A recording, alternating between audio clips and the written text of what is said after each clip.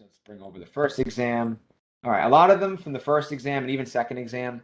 And yes, chapters 12, 13, and 14 are going to be on the exam. Oh, by the way, the final exam, 70 questions, all multiple choice, in case you haven't heard. Okay, so, all right, a lot of them that are common sense, we'll go through them really quickly, and then we'll focus on the ones that are a little bit more difficult. So without further ado, so anyway, 1, solution of sugar and water. So that's a really simple one, right? Sugar, it mixes with water and it dissolves, so it makes it a homogeneous mixture. So B is the answer there. Which of the following represents a diatomic element? We learned the diatomic gases. You should know these. Oxygen, O2 is one of them, so B is the answer here. But you also have N2, F2, H2. Could be Cl2 is also a diatomic gas. Br2, I2. Those are your main diatomic gases that are prevalent. I'd say the main ones you need to be familiar with are oxygen, hydrogen, and nitrogen. So if they say on a question, nitrogen reacts with something, it's never going to be monatomic nitrogen. It's always going to be N2. Same thing with oxygen. If oxygen reacts with something else, or if something combusts, it's reacting with O2, not O by itself. Okay, next one. What is the result with the correct number of significant figures for the following calculation?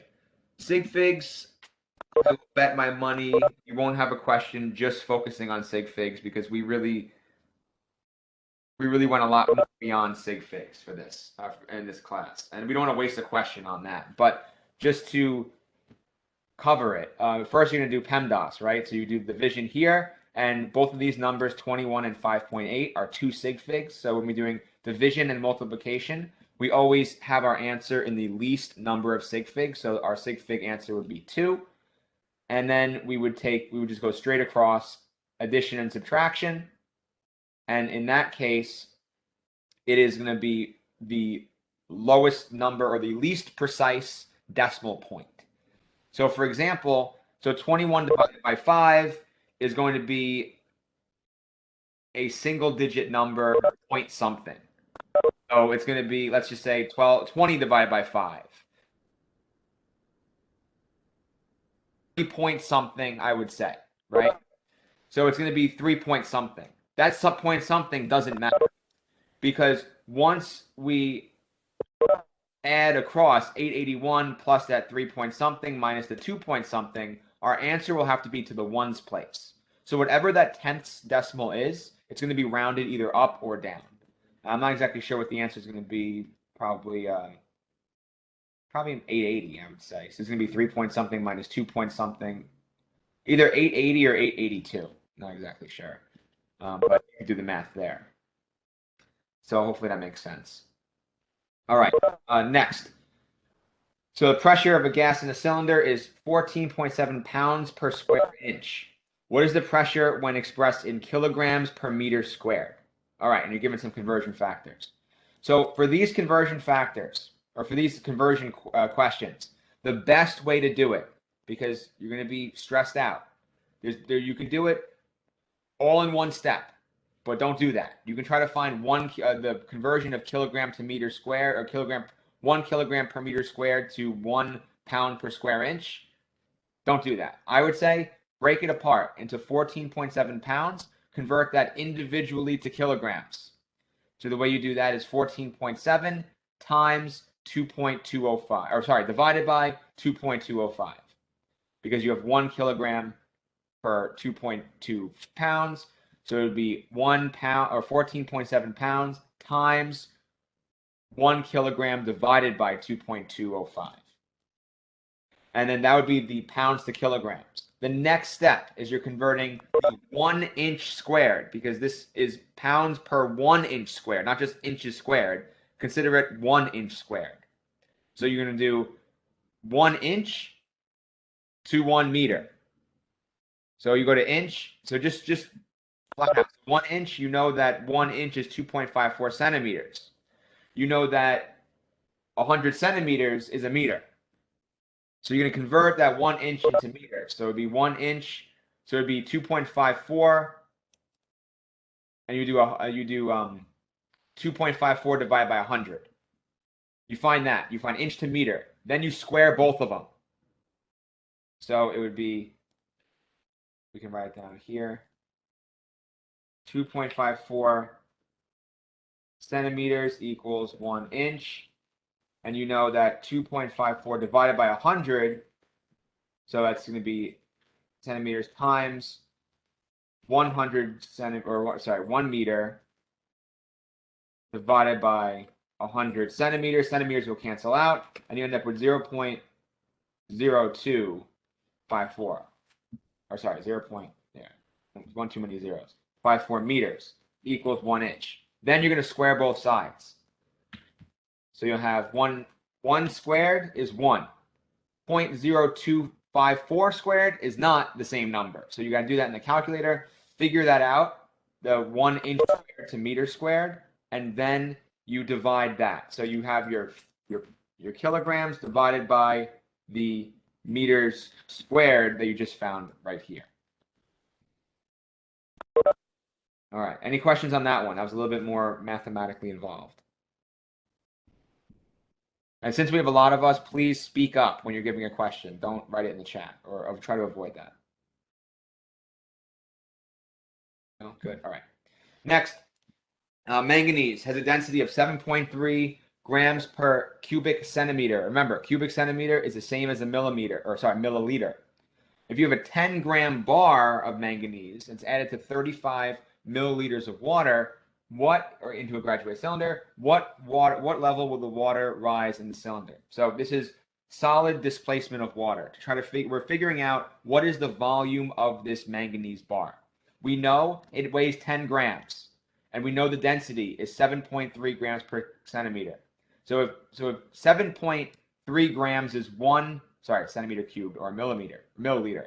If 7.3 grams is 1 milliliter, how many milliliters is 10 grams? So if you say it like that, talk to yourself in your head when you're taking these exams. So if 7.3 is one of them, how many is 10? So it's going to be more than 1. So if you do 10 divided by 7.3. So 10 divided by 7.3 is 1.37. So 1.37 is the milliliters or centimeters cubed. So what you would do is add 1.37 to 35. So it's how many, so to what level will the water rise? It's going to be the 35 that it was originally at, plus the additional volume that the bar takes up, the manganese bar. So that's going to be the 1.4. So it's going to be 35 plus the 1.4, and that's going to be 36.4 answer. Okay, moving on. So iron makes up 0.008% of the body. How many grams of iron can be found in a body of a person weighing 210 pounds? So first, we're talking about grams is our answer. So we don't want to go anywhere near the imperial units. So we want to stay away from pounds. So immediately convert pounds to kilograms, just like we did before. 210 pounds divided by 2.205, 95.2 kilograms. So 95.2 kilograms. Now we know 0.008%, not dollar sign, percent by mass is the iron. This is percent. This means the actual number is going to be per 100. So take this percent, easy way to do it, divide it by 100. That will be your answer. Or you can just do this. Add 2 more zeros, like that. And then this is going to be 0.000, 4 zeros and an 8. That's going to be 0.0076 grams. Wait, that doesn't seem like... Yeah, that makes sense. Yeah, all right. So that will be E right here. That's how many grams it would be. Okay. Any questions on that one? That may have been difficult. Okay, rolling along. Again, if you have any questions, feel free to stop me. I won't bite. We'll go over it together. All right. Next one. Which among the following represent a set of isotopes? So we'll go over this quickly. Isotopes, remember, different number of neurons. Wow, I'm thinking. I was teaching my my graduate level pharmacology class last night. So I'm thinking neurons. Neutrons. So the neutrons differ, right? Protons stay the same. Neutrons differ. So which ones represent two nuclei that are isotopes? So we're looking for the same number of protons. Here you have 18 protons, 17 protons. Here you have 19 and 19 for 1 and 2. So automatically they're the same element based on the number of protons alone. Then the neutrons differ. So 1 and 2 are going to be isotopes. So that would be B, 1 and 2.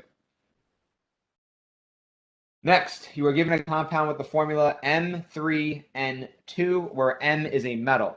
You are told that the metal ion has 25 electrons. What is the identity of the metal? All right, so you have M3N2. We know that nitrogen is going to be a -3 charge. There are 2 of them. That means the total negative charge is going to be -6. There are 3 metals. Each metal will therefore have a +2 charge when it's an ion, when it's ionized. So we know that the ion has 25 electrons. So you have to think about it a little bit here. When it's +2, that means 2 electrons are removed from it. It has 25 electrons when 2 electrons are removed, meaning it's an ion of a +2 charge. That means when it's not charged, it has 27 electrons, which means the atomic number is 27, because at ground state, when there's no charge, no ion, the electron number is the same as the proton number. So we go back to our periodic table. We're looking for atomic number 27, which is cobalt, right here. So cobalt is your answer. Does that make sense? Okay. Next, what is the mass of oxygen in 1 mole of aluminum carbonate? So I say aluminum carbonate because we need to know the names. Names are important. So brush up on your names. This is ionic. We have aluminum and then carbonate, CO3. So mass of oxygen in 1 mole. First, you want to figure out the mass in 1 mole. So figure out, we're going to go over this one because this one's kind of easy. But the way you would do it, find the molar mass of aluminum carbonate. Then you find the molar mass.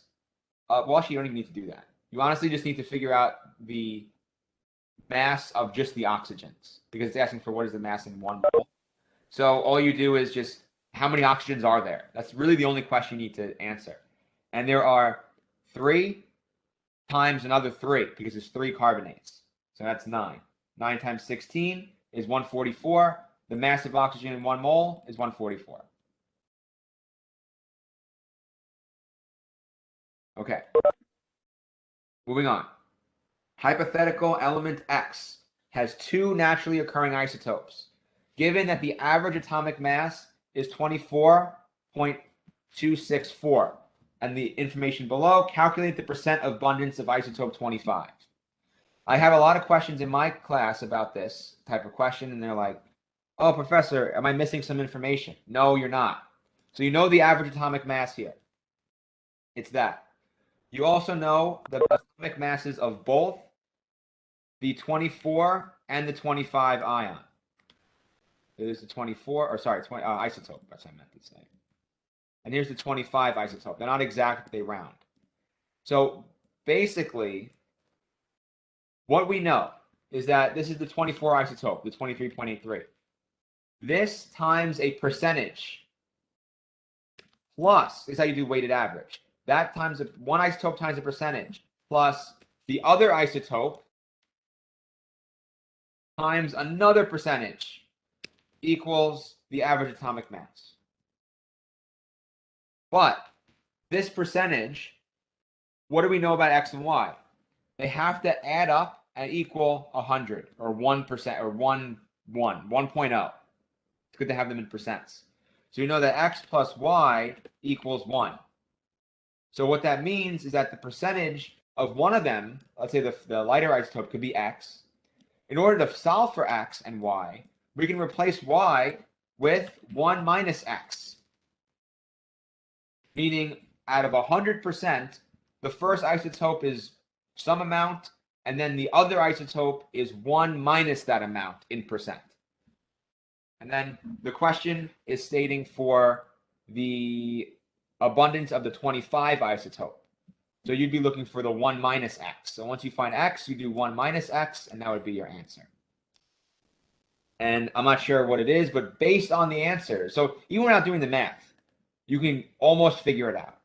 So you know that the average atomic mass is 24.2.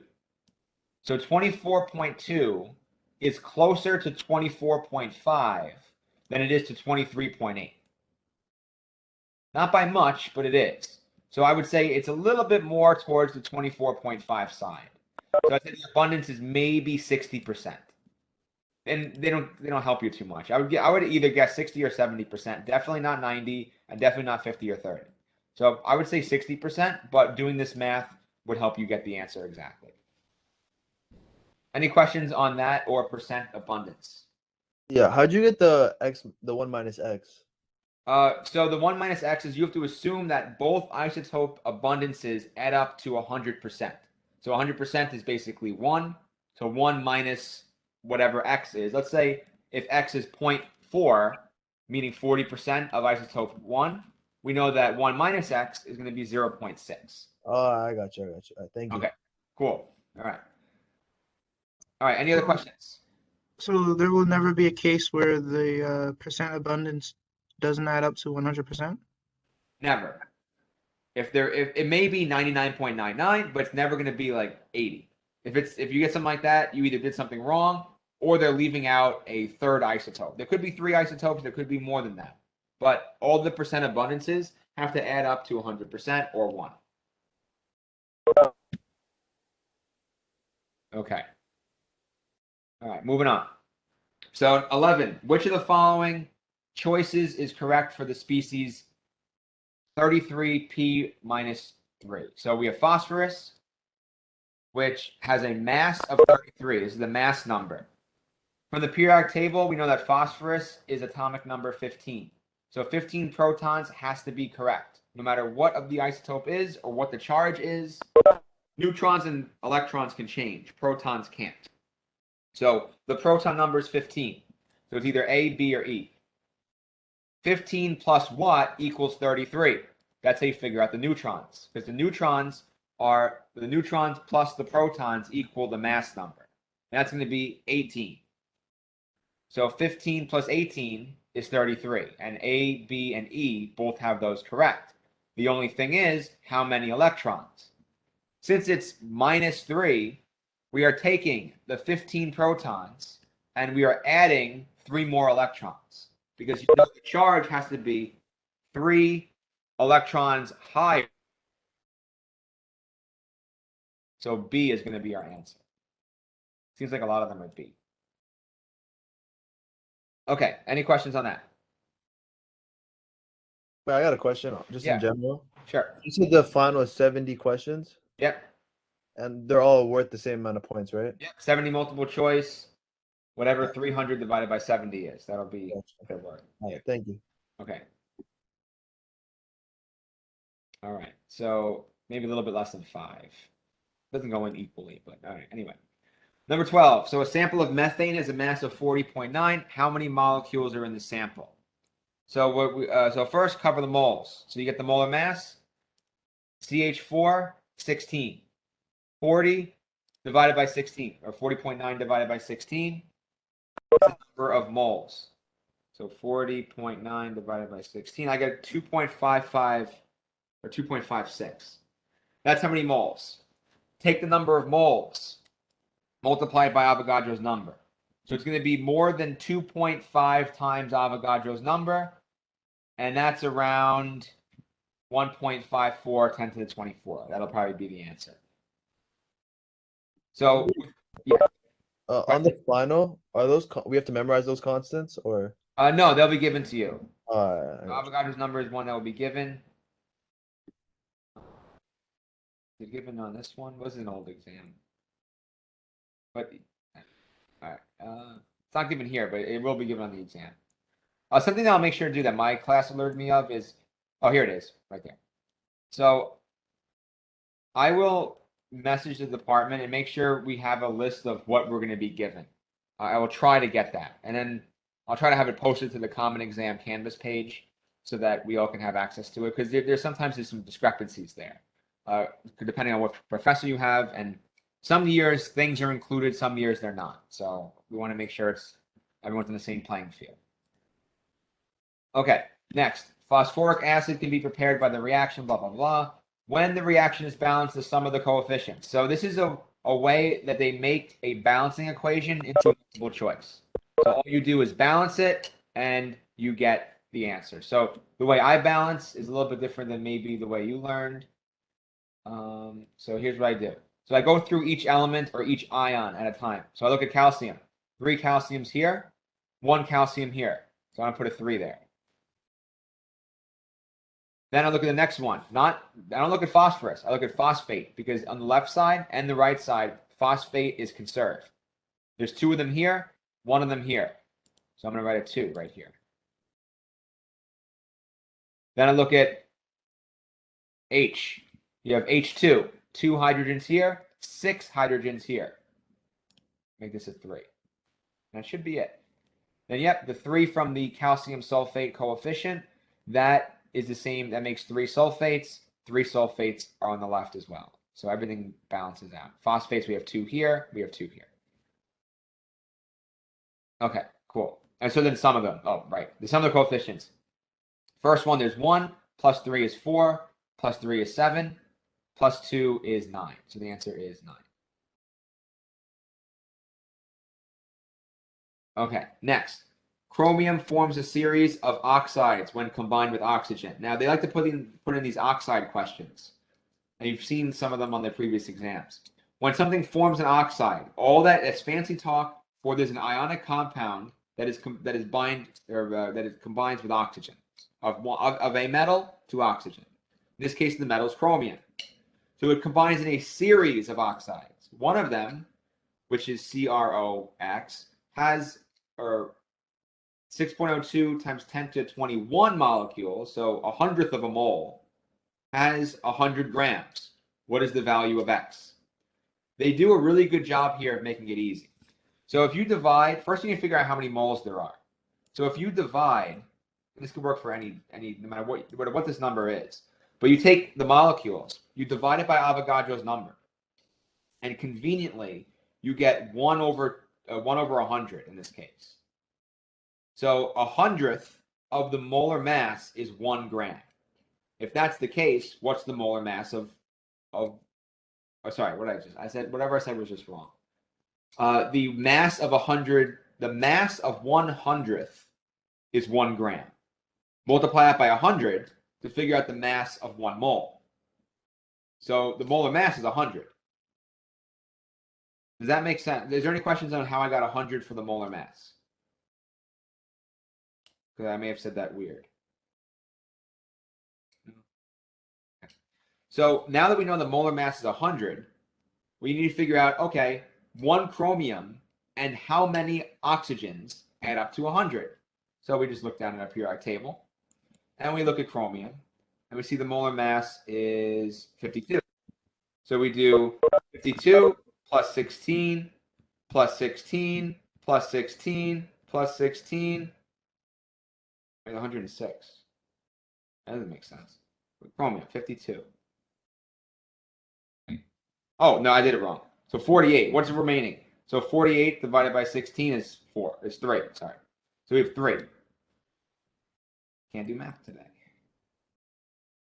In my class, I say that every class, so I can't do math ever. So anyway, so 3 is your answer, because CrO3 will have a molar mass of 100.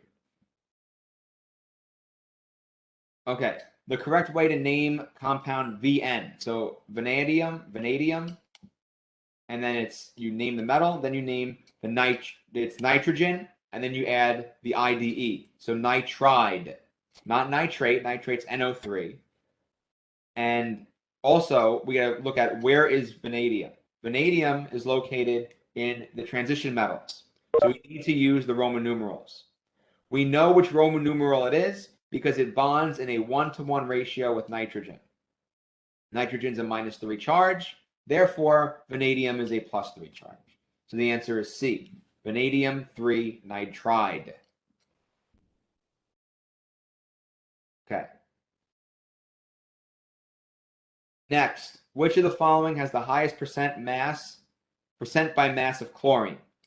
So in this case, they all have chlorine. They all have a higher molar mass as you go down the list. The highest mass percent of chlorine will be the lightest one, because most of that, or a larger percentage of that mass, will be chlorine as you increase the number of oxygens. Or sorry, decrease the number of oxygens. So in this case, chlorine, the A is the correct answer. So chlorine will be 35 divided by, what's 36 plus 16 is 52. So 35 divided by 52. It's about 67% in A. And in D, it's a lot less than that, probably like 30%. Okay, next one. A molecule has the empirical formula CH. 1 mole of the compound contains 72 grams of carbon. What is the molecular formula of the compound? So we know the empirical formula is CH. So it's a 1-to-1 ratio of carbon to hydrogen. 1 mole of it means there's 72 grams of carbon.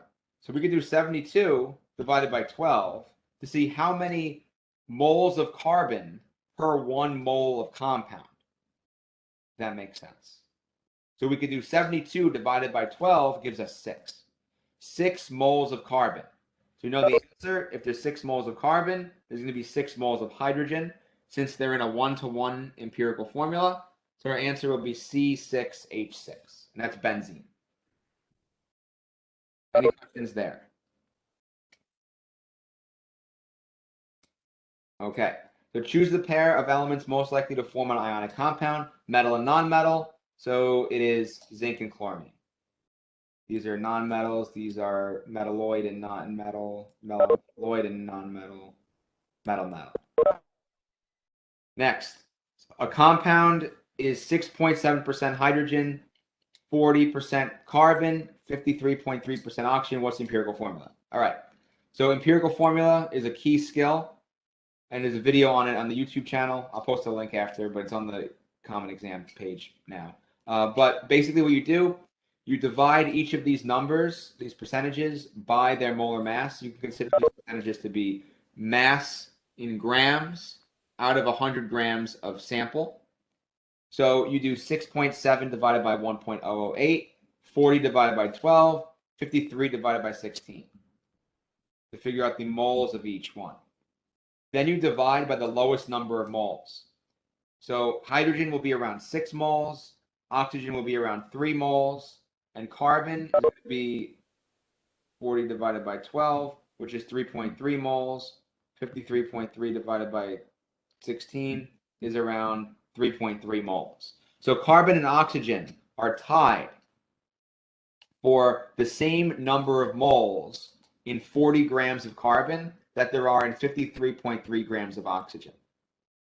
So what that means is now that you divide by that number, divide by the molar mass, you have, so you have around 6.7 moles of hydrogen, 3.33 moles of carbon, 3.33 moles of oxygen. Then we're going to divide by the lowest number of moles. So we take 6.7 divided by 3.3, and you get around 2. So divided by 3.33, we want to reduce all of these by the lowest mole number.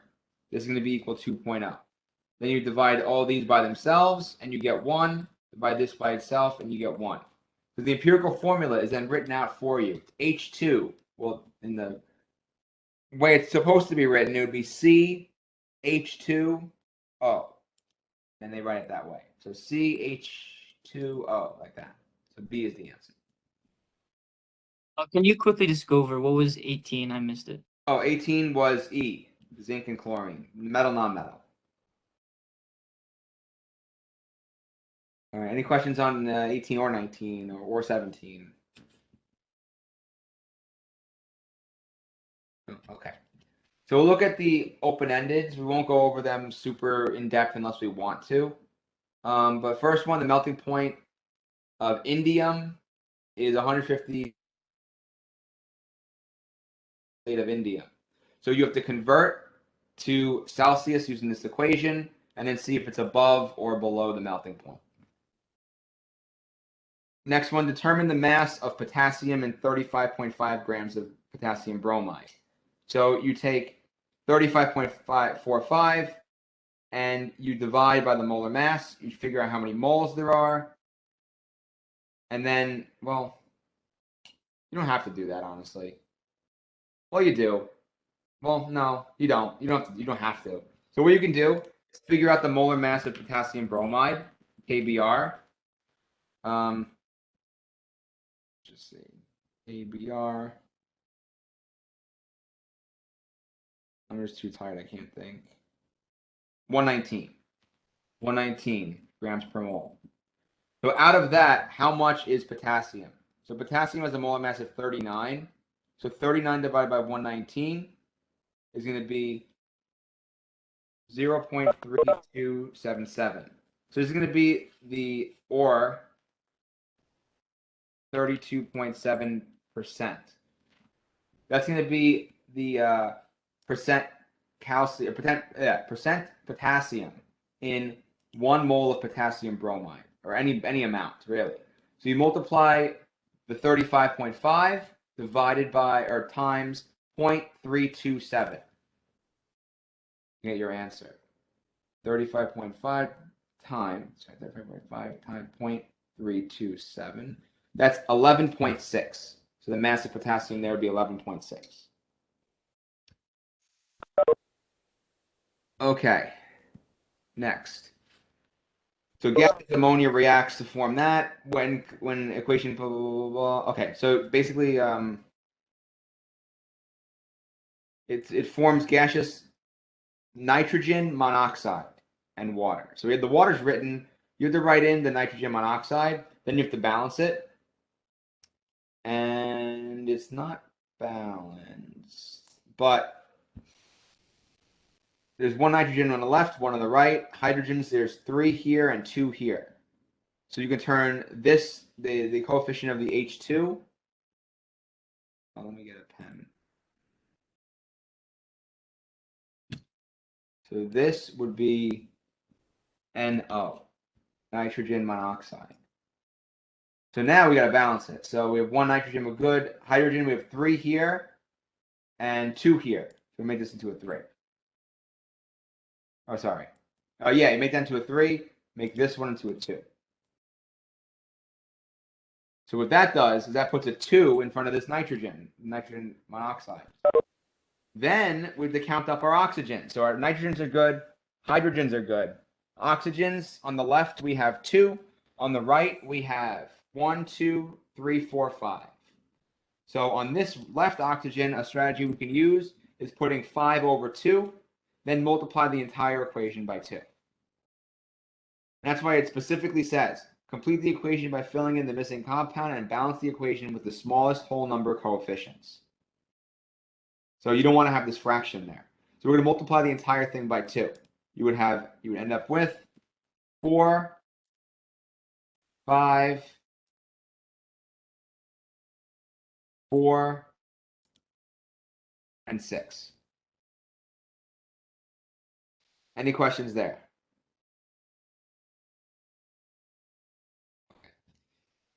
Now, these combustion ones, there's a video on it. I don't want to do it. But basically, I'll walk you through it. So what you do is, for combustion, there are the only sources of hydrogen and carbon.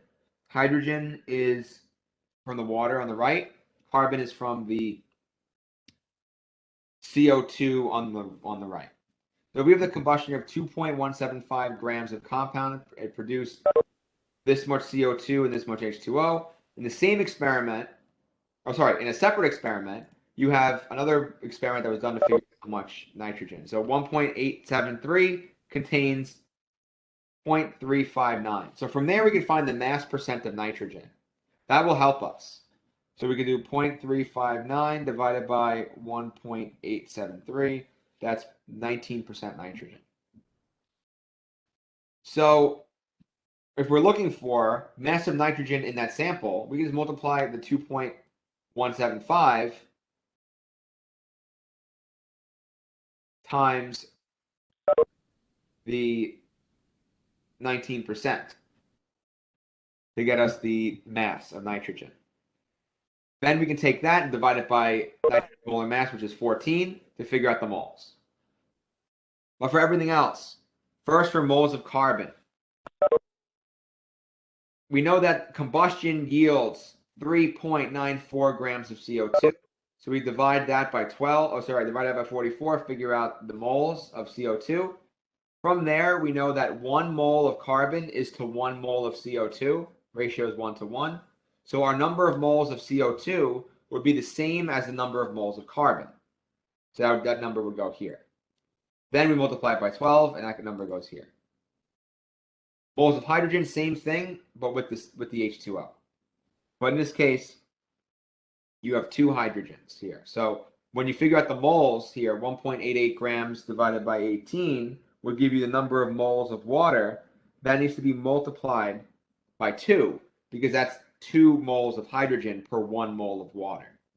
And that moles of hydrogen, after multiplying by 2, would go here. And the mass would be that times 1.08. All right. Next, nitrogen I told you how to do. Oxygen is the remaining thing. So oxygen, you cannot get the percent oxygen from looking at a combustion reaction. A combustion reactions, the oxygen is also always in excess. So what we can do is take the mass of the sample, 2.175, subtract the mass of carbon, the mass of hydrogen, and the mass of oxygen, and that'll be our answer for the mass of oxygen. And then we can backtrack, divide that by 16, and go to the moles of oxygen. And then a follow-up: if the molar mass is 146, what's the molecular formula? So let's say this empirical formula is probably going to be 73. 73 times 2 is 146. So we would take the empirical formula and divide it into the molecular formula, and see how many times that divides in correctly, or without any remainder. Okay, so that's kind of it for the first exam. Any questions on this question or any of the other ones?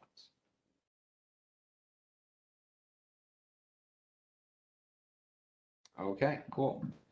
Moving right along. So I'm going to get the second exam out. Here it is, second exam. 2018. All right, oxidation states.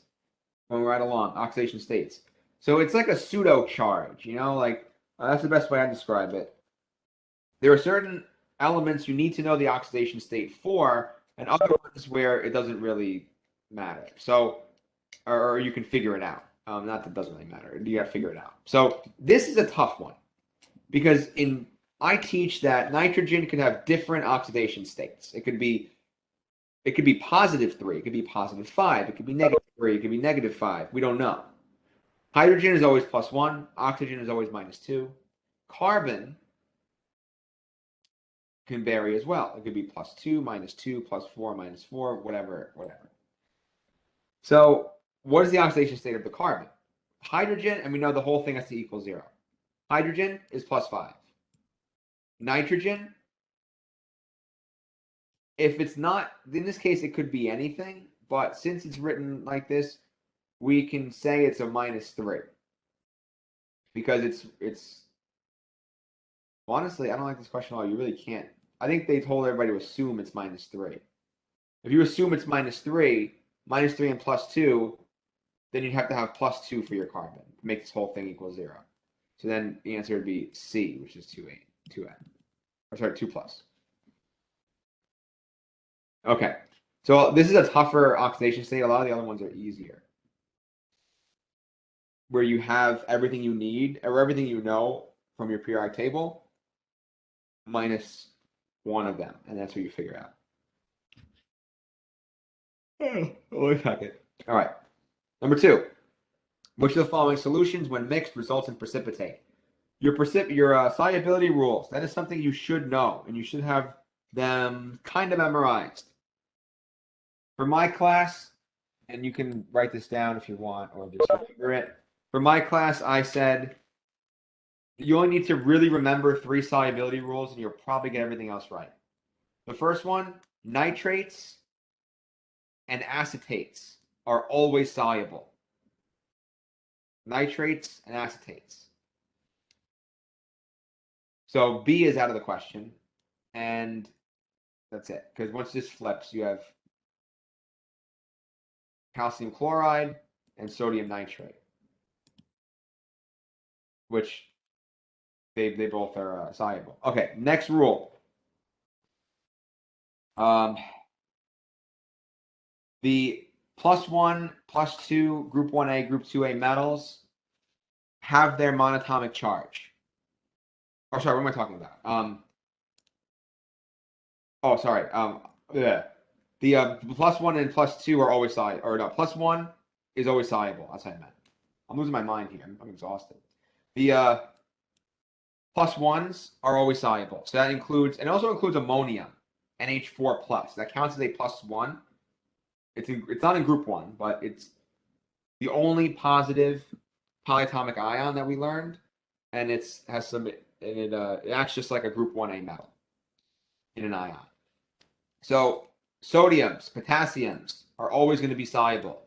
So when A switches, it'll be NaI and KCl. Those are super soluble. Fine, A is wrong. No precipitate. B is wrong, there's a nitrate. C, we don't know. Because once we switch Na sulfate, well, Na sulfate is going to be soluble. FeCl might, or it'd be FeCl2, may not be soluble. We don't know. But we can, the third rule will help us there. Then E is manganese chloride. We don't know either, but we know sodium iodide. And then D is not, and then D might be right. Also, you have lead. So the next rule is that lead, mercury, and silver. So lead, mercury, and silver are elements that are not soluble in a lot of stuff. So lead, mercury, silver. If you see lead, your eye should automatically be drawn to it. So Pb. So if we switch these, you end up with PbCl2 and NaNO3. NaNO3 is fine. Lead chloride is not soluble. So they could ask you, or you could think, Professor, how come I need to know, like, if we have sodium, or sorry, if we have iron chloride, how do we know that's soluble? How do we know manganese chloride is soluble? A lot of the chlorides are soluble except for lead, mercury, and silver. Same with the fluorines. A lot of them are soluble. Same with the iodides. Fluorides are iodide. They're soluble, except when they're with Pb, Ag, and mercury.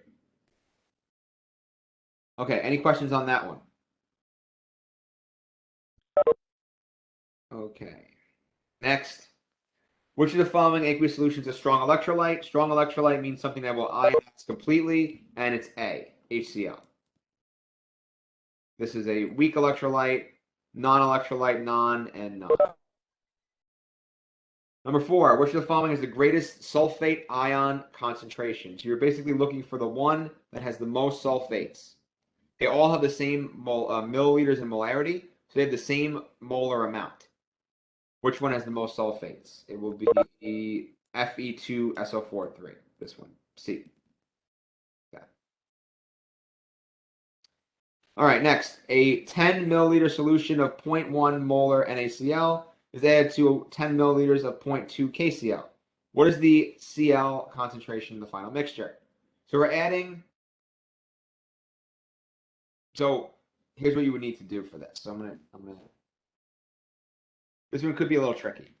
So we're gonna bring this into here. All right. So we have to figure out first the moles of chlorine total. So in the first solution, the NaCl, 10 milliliters of 0.1 molar. So the way to figure out how many moles is you multiply 0.1 molar times 0.00 or 0.01 liters. So we have 0.1 molar times 0.01 liters, and that's going to be 0.001 moles. Does everybody understand how I got that number of moles of your chlorines?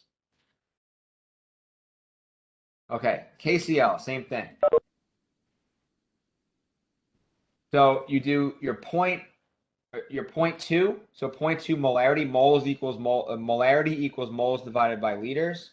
So you're going to do 0.2 times the liters, which is 0.01. That's going to be 0.002, 0.002 moles of chlorine from the KCl. All right, so now the total solution is going to have 0.003 moles of chlorine divided by the liters. If you mix both of those together, the volume also changes. It's going to be 0.03 liters. So 0.003 divided by 0.03 equals 0.1 molar. Professor, Yes. isn't it 0.02 liters? Wait, I messed up. Oh, yep, I'm an idiot. Yep. Oh, yeah, we're adding 10 mils and 10 mils. So it's going to be 0.02. Yeah, so it's going to be 0.5, like that. Okay, thank you for the correction. Wait, I have a quick question. You got the Yes. moles of NaCl and KCl by using the molarity formula, right? Exactly, from this information and then from this information. Okay, I got you. Thank you. Cool. All right. All right, moving on. All right, so in the reaction below, which is getting oxidized? So for this one, we can put it back in the PowerPoint. So we want to figure out the oxidation states of everything. So, or really what's changing. So hydrogen, so we can ignore hydrogen. Hydrogen is always +1. It's in +1 on the left, +1 on the right. Oxygen may be oxidized or may be oxidized or reduced. We know that if we see oxygen that is by itself. Because when oxygen is not by itself, when it's with other elements, it has an oxidation state of -2. When it's by itself, it's 0. In this case, we don't see that. So we only have to focus on the nitrogen and arsenic. And you can see those are probably the ones that are going to be oxidized and reduced. So let's try to figure out the oxidation state of nitrogen on the left. So nitrogen on the left equals. So judging from the NO3,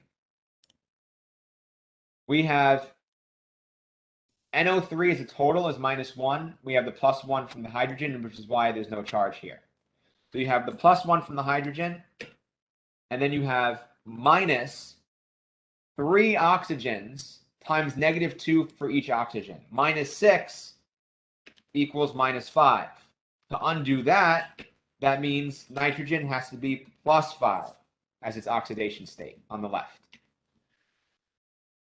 Now, does that make sense? I feel like my explanation wasn't too good. Any questions?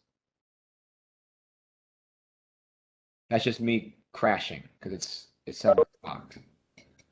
All right. I see some people are leaving. Okay. All right. Fine. Be that way. No, it's okay. So arsenic. Arsenic on the left. AS on the left. Same thing with oxygen. We have 3 oxygens, so we have a -6 charge. to make this positive or make this 0, we need to add 6. But there's 2 arsenics. So that means each arsenic has to be 3. Meaning our arsenic charge or arsenic oxidation state is going to be +3. Okay. So does that make sense of how I got the oxidation states on the left?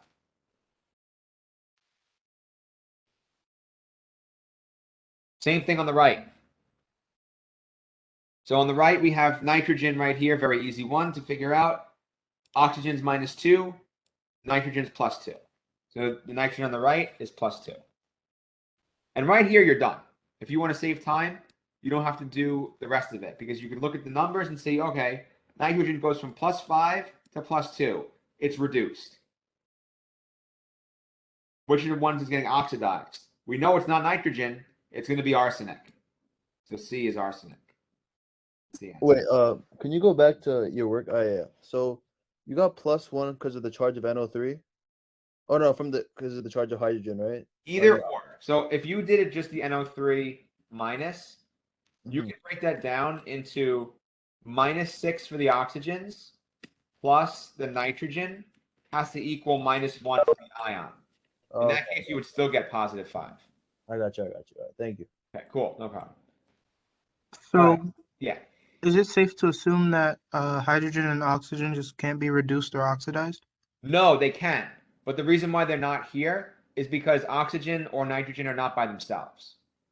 So if it's, let's say you saw like O2, a combustion, for example, CH4 plus O2 yields CO2 plus H2O. In this case, oxygen on the left equals 0. The oxidation state is 0. On the right, it's -2. In that case, it's being reduced. So that's one Okay. example, right? Yeah, so I would say if you have a paper pen on the test, find the oxidation state of everything just to be safe. But I just did it this way just so because we have a PowerPoint and I want to make it simpler. Good question. Okay, any other questions on that? I think this is the last redox we'll see for now. Okay, moving on. Number 7. Iron is produced from its ore by the reaction this. How many moles of O2, so look where O2 is right here, are needed to produce 4.6 moles of iron, which is right here. All right. So this is an intermediate reaction. You have 2 steps. The oxygen makes the carbon monoxide. The carbon monoxide makes the iron. Don't look at it any more complicated than that. So if we want to backtrack, so here's what I'll do. I'll just take this one. Now it's 4.6 moles. So we have 4.6 Fe. We can go back and see how much of CO does that mean. And this is where your stoichiometry comes into play. So some of the questions you could ask yourself as you're going through this. How many moles? Well, 3 moles of CO makes 1 mole of Fe. Therefore, or 1 mole of Fe is produced by 3 moles of CO. So if you have 4.6 moles of Fe, going from here to the CO would be 4.6 moles times 3. So 4.6 times 3 is 13.8 moles of CO. Okay. Any questions there on how I got that? So I'm basically doing stoichiometry backwards. All right. Now we go backwards again. 13.8 moles of CO now on the first equation, the top equation. 13.8 moles. And if we do the stoichiometry relationship again, we see that 2 moles of CO is produced by 1 mole of O2. So 2 to 1. So that means we're taking the CO number and dividing it by 2 to get to the O2 number. So we do 13.8 divided by 2, and that's 6.9 moles of O2. And that's our answer. So we do 2 steps of reverse stoichiometry to get our oxygen. And that would be, 6.9. Any questions on that? You kind of have to think a little bit for that. Okay. Next, consider the fermentation reaction. All right. 180-gram sample of glucose was placed in a vat with enough yeast to start the fermentation. If 32.3 grams of, this is ethanol, was obtained, and it's ethanol is right here, what is the percent yield of ethanol? All right. So we are looking for the theoretical yield and then the actual yield of ethanol. Luckily, there was only one reactant. If there was 2 reactants or more, we would have to figure out the limiting reactant. But in this case, there's only one reactant, so we assume it's limiting. So the 180-gram sample, first we need to figure out how many moles that is. So here's what I'll do. I'll just copy the whole question. So this is probably going to be the theme, is copying the whole question and then doing it. All right. So 180 divided by the molar mass of glucose, which is going to be 6 times 12, which is 72, plus 6 times 16, which is 96, plus 12, which is 180. So I knew that was 180, but just to get to the point that 180 grams per mole, it just so happens that the molar mass of glucose is exactly the amount of sample we got. Meaning, we got 1 mole of glucose. Now, with this 1 mole, how much ethanol is it going to produce? So again, stoichiometry. So we have 1 mole of ethanol reacts to produce 2 moles, right here, 2 moles of ethanol. So if 1 mole means it's 180 grams, then 2 moles of ethanol is how many grams? So 2 times the molar mass of ethanol.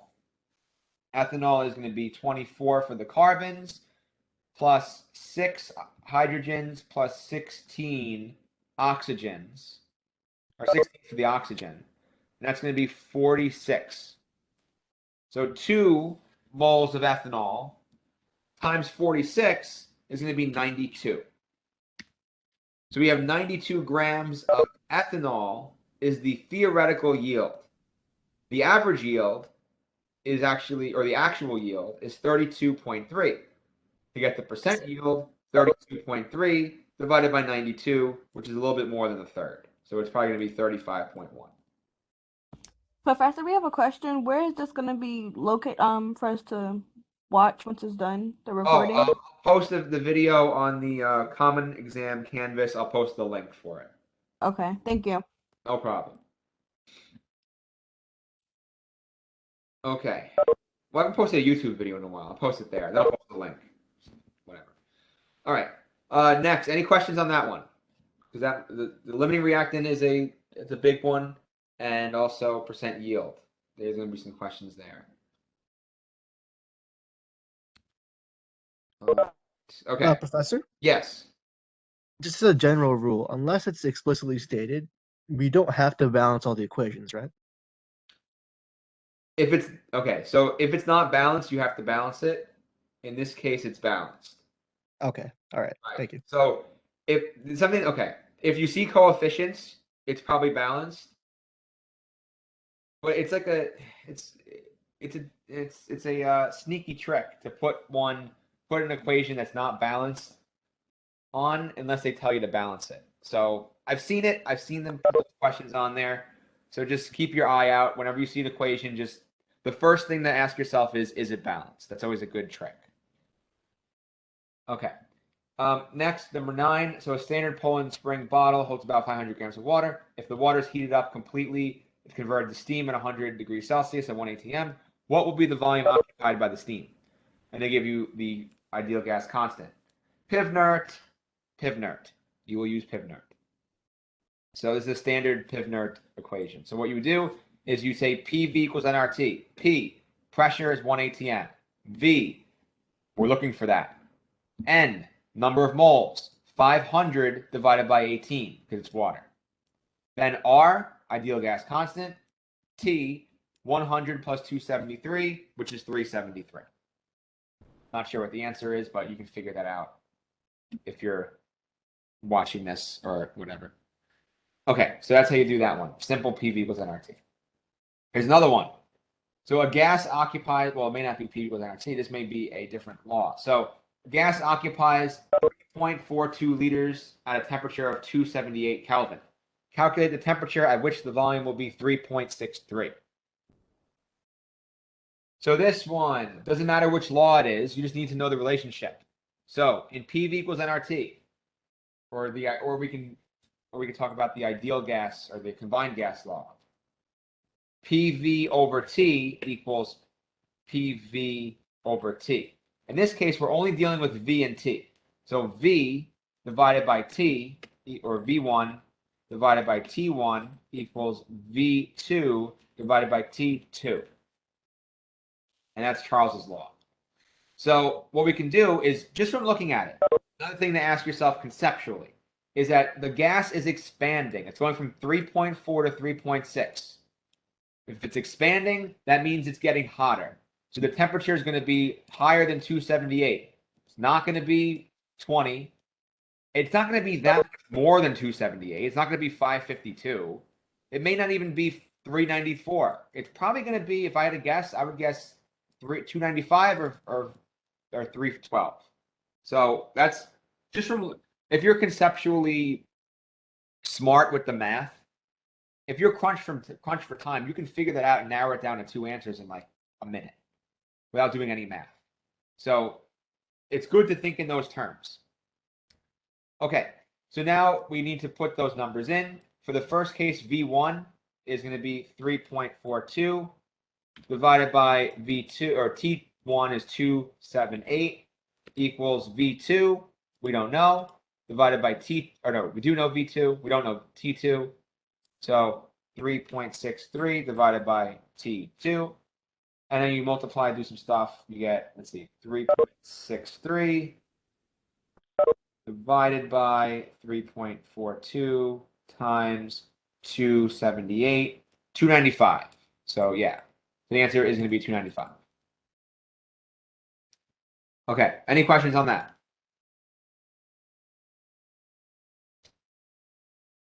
All right, next, you place 1 mole of H2 gas and 1 mole of HE gas in 2 balloons at STP. The 2 balloons will have the same blank. So this is a conceptual question. So before we go into the answers, some ground rules with this. When you're talking about average kinetic energy, all gases have the same average kinetic energy at the same conditions. The reason is because kinetic energy is 1/2 mv squared. Gases that are faster are smaller. Gases that are bigger are slower. That balances out. So helium and hydrogen and oxygen and nitrogen will all have the same kinetic energy. They will not have the same speed. The speed is faster for the lower ones. So that automatically gets rid of C. Velocity will be the same. No, it won't. Density won't be either, because density is based on mass, and helium is heavier. The pressure will be the same because they're at STP, so it's literally 1 atm, but velocity won't be. Velocity won't be the same. So now you're between A and B. And we know density is based on mass divided by volume. The volume is going to be the same, but the mass of the balloons are going to be different because helium is heavier. You have 1 mole of helium weighs 4 grams. 1 mole of H2 weighs 2 grams. So right there, the weights are different, masses are different. But we know that the volumes will be the same because 1 mole of gas at STP, the number you should know, takes up 22.4 liters. And also, like I said, the average kinetic energy is the same in the same conditions. So A is the correct answer. All right, next one. This one's tough. So this one is, there was one like this on the open-ended of exam 2. So CO reacts with oxygen according to the reaction right there. If the partial pressures of CO and O2 are both 1.5 atm, what is the total pressure at the end of the reaction? All right, so this is a limiting reactant with gases. So we'll put it that way. So we're going to take this into PowerPoint. All right, so we have this equation. We know that if the partial pressures of CO and O2 are 1.5, the volumes are the same. It's all happening in a chamber somewhere. 1.5 atm CO, 1.5 atm O2. All right, so we know that according to the equation, 2 COs make 2 CO2s. So the CO will correspond to making the 1.5 atm of CO will correspond to making 1.5 atm of CO2. The O2, 1.5 atm of O2, O2 is on a 1 to 2. So 1.5 atm of O2 will make 3 atm of CO2. So CO is the limiting reactant. Now, something I did here that may throw you off is I'm treating the pressure the same as moles, like we would for a normal limiting reactant. And you can totally do that here. Definitely. The reason is, when you have PV equals nRT and everything else is constant, the pressure is proportional to the moles. So you can definitely do that. So now we know the limiting reactant is CO. Now we need to figure out, at the end of the reaction, when it goes to completion, what is left? Is it CO? How much CO? How much CO2? And how much O2? Now, since CO is limited, CO is gone. So at the end, CO equals 0 atm. O2, we'll come back to that at the end. And then CO2. So CO2, we know that all of the CO is going to be converted to CO2, 1.5 atm of CO2. O2 will be the remainder. So if we can, so here's another logic you can think of. If it's important to write it out, we can say that if 1.5 atm of O2 makes 3 atm of CO2, how much atm of O2 is responsible for making only 1.5 atm of CO2? And the answer is exactly half.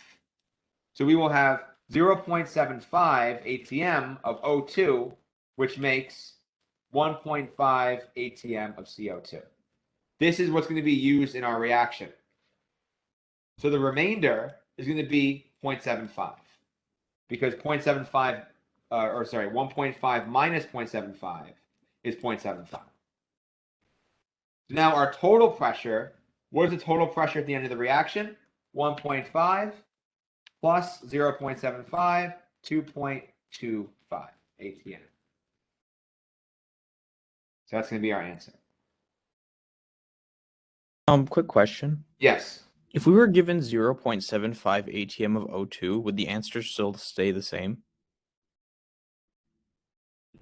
No, because for this part, if the initial pressures, if one of them, if for O2 it was 0.75, yeah. So if it was 0.75, that means the reaction will go to completion, because you need exactly that amount to make the 1.5 CO2.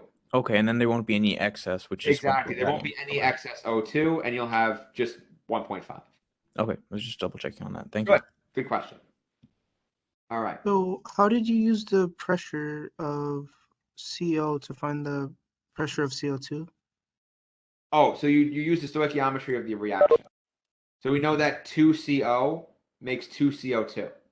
So we can use pressure very similarly to how we can use moles. So we would say that 1.5 atm mean of CO, since it's a 1-to-1 or a 2-to-2 reaction, makes the same amount of pressure of the CO2. Okay, thank you. Okay. All right. We started out with 60. Now we're down to 38. It's the night is taking its toll. I'm hungry. Let's finish this up. All right. So 13. When we have 0.72 grams of a liquid, it's vaporized at 110 Celsius at 0.967 atm, and the volume of gas is 0.559. The empirical formula of the gas is CH2. What is the molecular formula of the gas? Okay. And this is a PV equals nRT.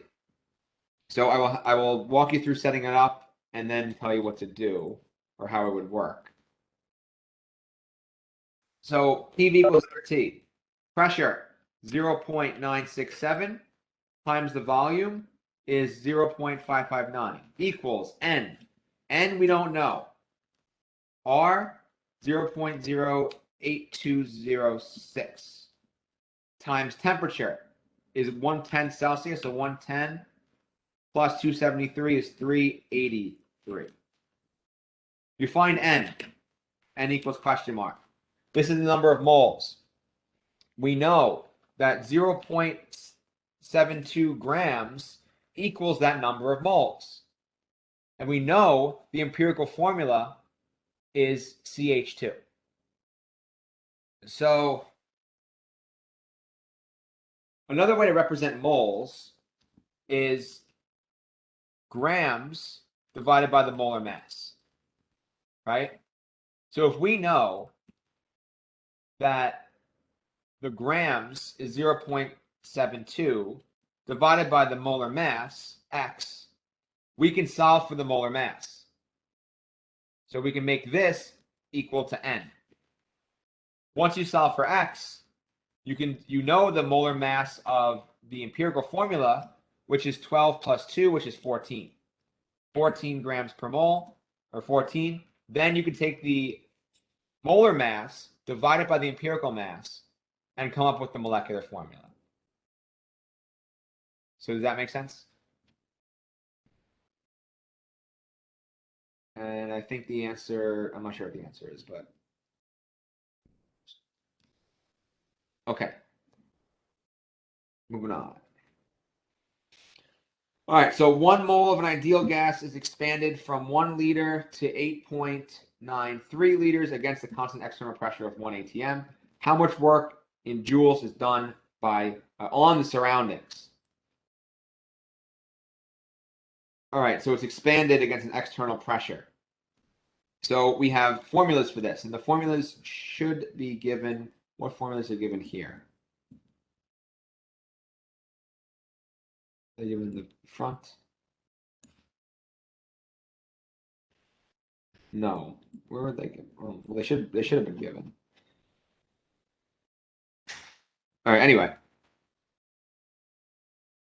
so we have W equals negative P delta V times delta V. We have E equals Q plus W. Those are key equations here. So we have 1 mole of the gas is expanded from 1 to 8.93. That means the delta V is going to be 7.93. So we'll keep that in mind. Against an external pressure of 1 atm. So we have negative 1.00 times 7.93. This is going to be equal to negative 7.93. And the unit is liter atm. It gives us the conversion of liter atm. So 1 liter atm equals 101.3 joules. So negative 7.93 liter atm times 101.3 joules. And that's going to equal 101.3 times 7.9. 803 or 804. Or no, 803. The answer is 803. Okay. Any questions there? Okay. Consider the reaction at constant pressure. Which one's true? So if we look at delta H, if delta H is negative, exothermic. If delta H is positive, endothermic. Reaction is endothermic. False. Reaction is not a redox. I could already tell it's redox because it's combustion. Also because in this case, oxygen is 0 oxidation state. Here it's -2, so it is a redox. Reaction releases heat. That's true because it's negative. The negative delta H. There are more moles of gas present at the end of the reaction. We don't know that. We don't know how far it goes. And the reaction is not balanced. Actually, wait, there's more moles of gas. Well, we don't even need to know because there's 2 moles of gas here. This is a liquid. And 3 moles of gas here. So that's not true. The reaction is not balanced. You can tell it is balanced. So the answer is C. I All right, got a quick next. question. Yes. You said that combustion. I think you made the assumption that a combustion is automatically a redox reaction. Yep. Okay. Yeah, Is it it is. because that's because it's always giving off electrons, right? Right. It's losing electrons. Well, I mean, the substance that's being combusted is losing electrons. Okay. The oxygen's gaining electrons. Okay. Yeah. So yeah. Okay. Next, number 16. Was there another question? I heard someone else say something. What was the answer to 14 again? 14 was 803. B. Okay. Next, 16. Given the enthalpy of fusion, calculate the energy required to melt 50 grams of ice at 0 Celsius. Okay, so here we have it's per mole, right? So it's kilojoules per mole as the unit. If we're melting 50 grams of ice, we need to figure out how many moles of water that is. So 50 divided by 18 is 2.78. So that's 2.78 moles times the kilojoules per 1 mole. So that's 6.02. Now it'd be 16.7. So that'd be C. It's a quick one. Any questions there? All right. Number 17. If 50 grams of water at 80 Celsius is added to 120 grams of water at 20 Celsius, the resulting temperature would be blank. We don't know. So, well, we do know, but we can figure it out. So this is a specific heat problem.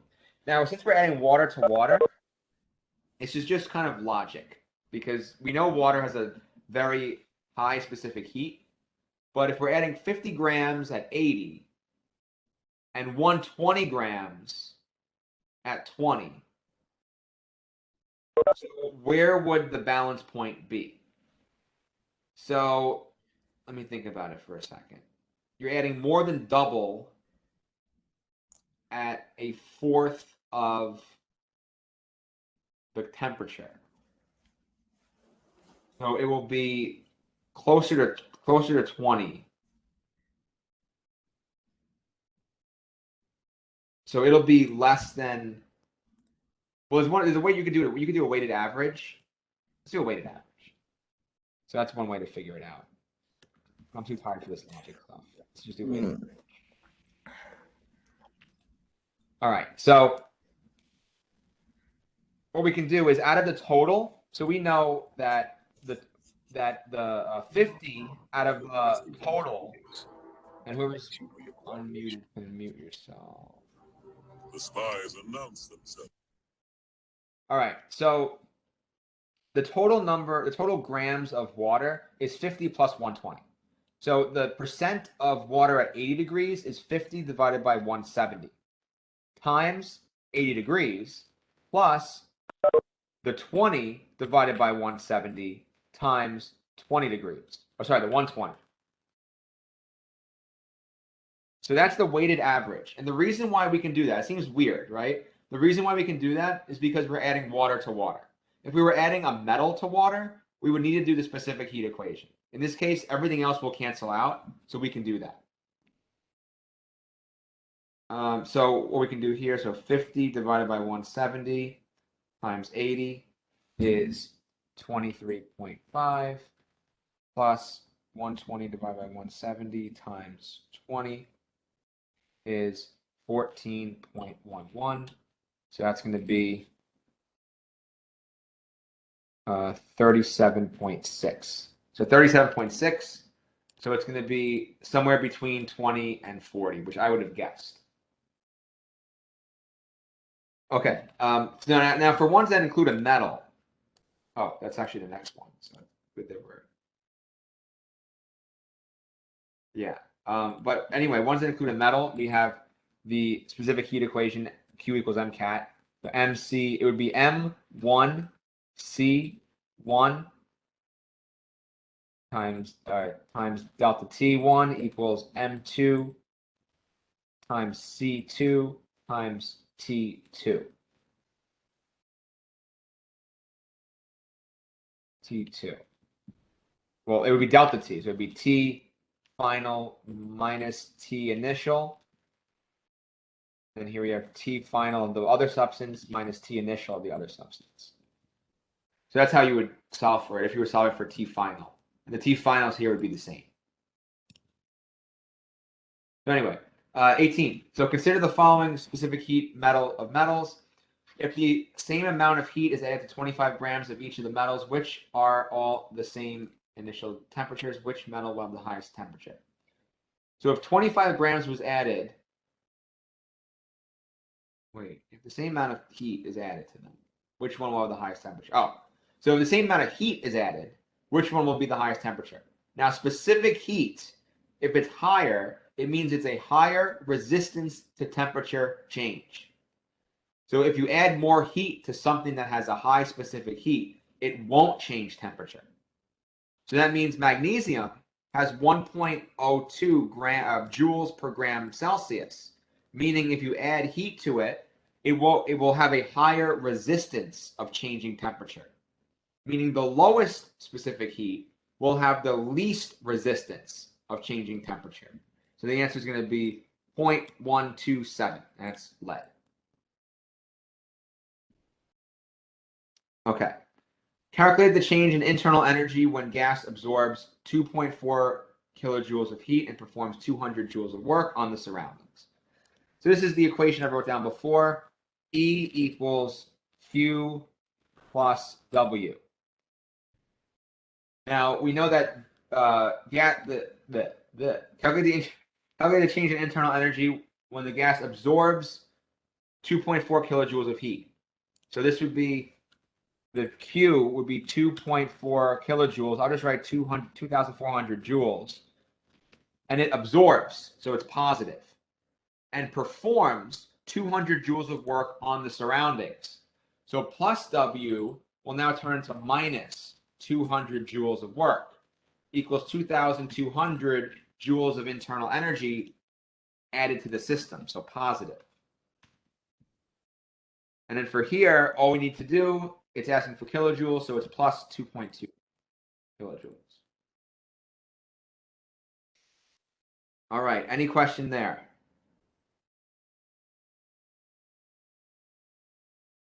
Okay, so I'm kind of over this, over this exam. But let's take a look at the open-ended. So for the reaction, N2, blah, blah, blah, if the percent yield is 82%, what is the actual mass produced when 25.57 grams of nitrogen reacts with 4.45 grams of hydrogen gas? All right, so this one would be limiting reactant. We can go over it. Do you guys want to go over it? So you'd find a limiting reactant, then you would find the actual yield, then you would do 0.82 times the actual yield, or times the theoretical, which would give you the actual.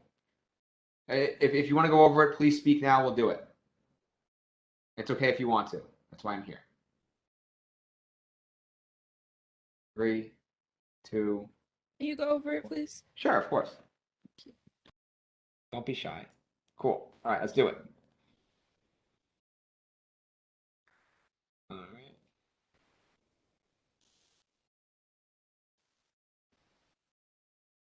All right. So first we need to find limiting reactant. So let's figure out the moles first. So 25.57 grams of nitrogen gas divided by 28 grams per mole, because nitrogen gas is N2, right? Diatomic. We get 0.91 moles of N2. And feel free to stop me at any time. Now for the H2. So H2, we have 4.45 grams of H2 divided by 2. So 4.45 divided by 2 is 2.23 moles of H2. Now that we have the moles, we want to find how much they make, how many moles of the product that they make. So the way we do that is you look at the stoichiometry of the equation. At first, we have 0.91 moles of N2. So we know that 1 mole of N2 makes 1 mole of N2H4, hydrazine. So this means it's a 1-to-1 ratio.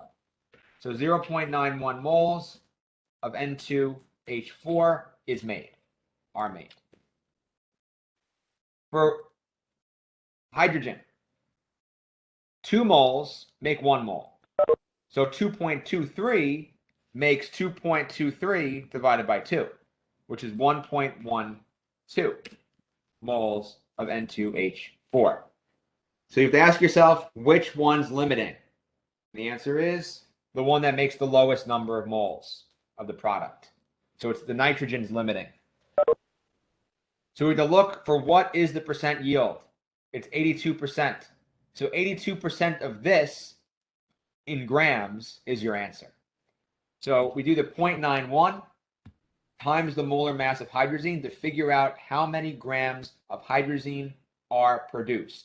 So 0.91 times, the hydrazine is 28 plus 4, which is 32. So that equals 29.12 grams. Now what we do, that's a theoretical yield. We then multiply that by 0.82, which gives us the actual yield, 23.88 grams. And that 32 is the molar mass of N2H4? Correct. Yeah. Yeah. Good. Okay. Any questions on this one? So, hold on. Sure. So it was theoretical yield over, or actual over theoretical? Yeah. Actual over theoretical equals the 82%.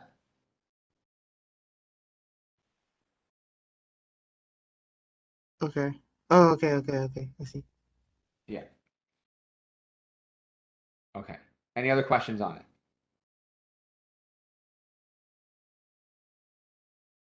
All right. Moving on.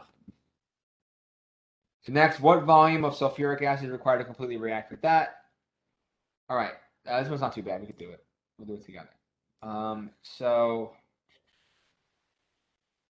we're given the equation too. So first we balance it. Here's what I'll do. I'll leave that there.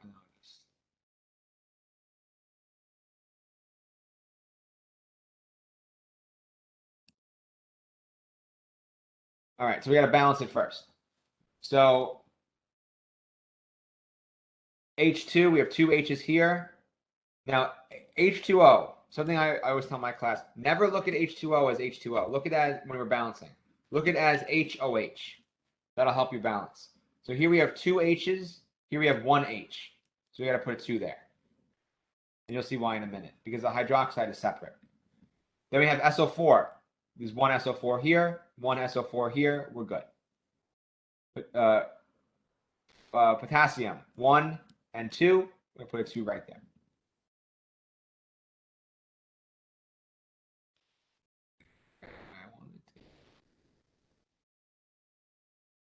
Next, OH. We have 2 OHs, 2 OHs.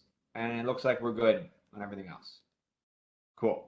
All right, so now that we have that balanced, what volume of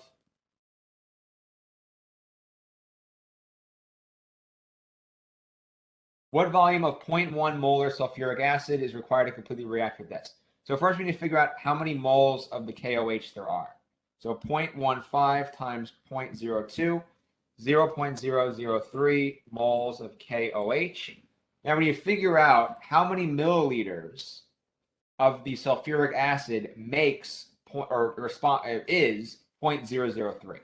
So we do 0.1 equals 0.003 divided by x. So then we move over the x, divide over, so you have 0.003 moles KOH divided by the molarity, which is 0.100 molar, equals volume, which equals 0.03 liters, which is 30 milliliters. So that's the answer. Any questions on that? Aren't we looking for the sulfuric acid, not the KOH? Yes. So, this is right. Wait a minute. You're right. I messed up a little bit. Okay. Little modification. Good point. So this assumes that it's a one-to-one reaction. It's not a one-to-one reaction. Sometimes it is, but it's not a one-to-one reaction. We know that 0.003 moles of KOH would react one-to-one with other stuff, but with sulfuric acid, it reacts 2-to-1, meaning for every 2 moles, 1 mole of the SO4, H2SO4 reacts. So this means the amount of H2SO4 required to react with 0.003 moles of KOH is half of this number. So we're actually looking for 0.0015 moles of KOH or of moles of H2SO4 to balance and react completely with 0.003 moles of KOH. And then our answer will just be half of this. Okay, good catch. Thank you. Any other questions? All right, cool. Moving on. So you have a 1 liter the balloon problems. Okay. You have 1 liter. We'll do one of these. So I'll just, before I even read it, I'll just bring it over.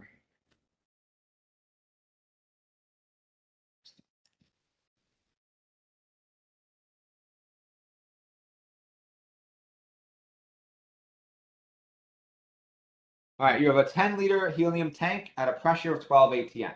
What is the maximum number of 2-liter helium balloons you can fill with your helium tank at STP? All right, best way to view these problems. You can make it very easy. Here's the tank. Here's all the balloons, right? Just pretend all the balloons are 1 balloon. Here's the tank. Tank is small and pressurized. So what you're doing, in essence, is you're taking Boyle's law, which is P1 V1 equals P2 E2 V2. And you are saying that all of the gas was originally in here, in the square. I am going to expand the volume. Not like that. So this is the tank. This is the tank. I'm going to expand the volume of, well, I'm going to expand the volume of the tank to now be the tank plus all the balloons. So I'm taking the volume and I am doing it. I'm putting them together like that. That's it. That's all you're doing. So now, mathematically, let's figure that out. P1, before you have that problem, before you put them together and you expand the volume, P1 is the 12 atm just in the canister, times the volume 1 is the 10-liter canister, equals P2. We don't know. So we're filling up 2-liter balloons. So we know, well, oh, wait. You can fill your filled with your helium tank STP. Oh, STP. We do know. Okay. I didn't see that STP part. We do know. So we know that it's 1 ATM. We're trying to make it 1 ATM. Times the volume 2. Here's where everyone gets slipped up. You're like, oh, how many? It's just 2 liters times X, right? No, it's not. What it is 2 liters times X plus the 10-liter helium, because that's still part of the system. So you connect it like that. Now your volume is 10. Here it's 2x, depending on how many balloons. So does that make sense? Are there any questions on how I set that up?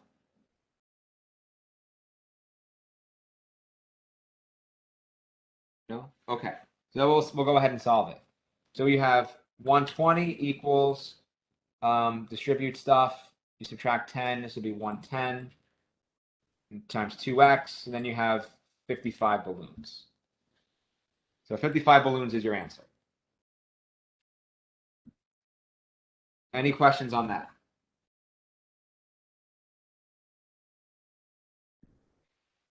Okay. Moving on. Last one. Oh, Quick yeah. question. Sorry. It says, can you fill with your tank at STP? How would? Wait. So that means the entire system at the end of the day has to be STP. Yeah, but doesn't that mean the system would also have to have 22.3 liters? Like,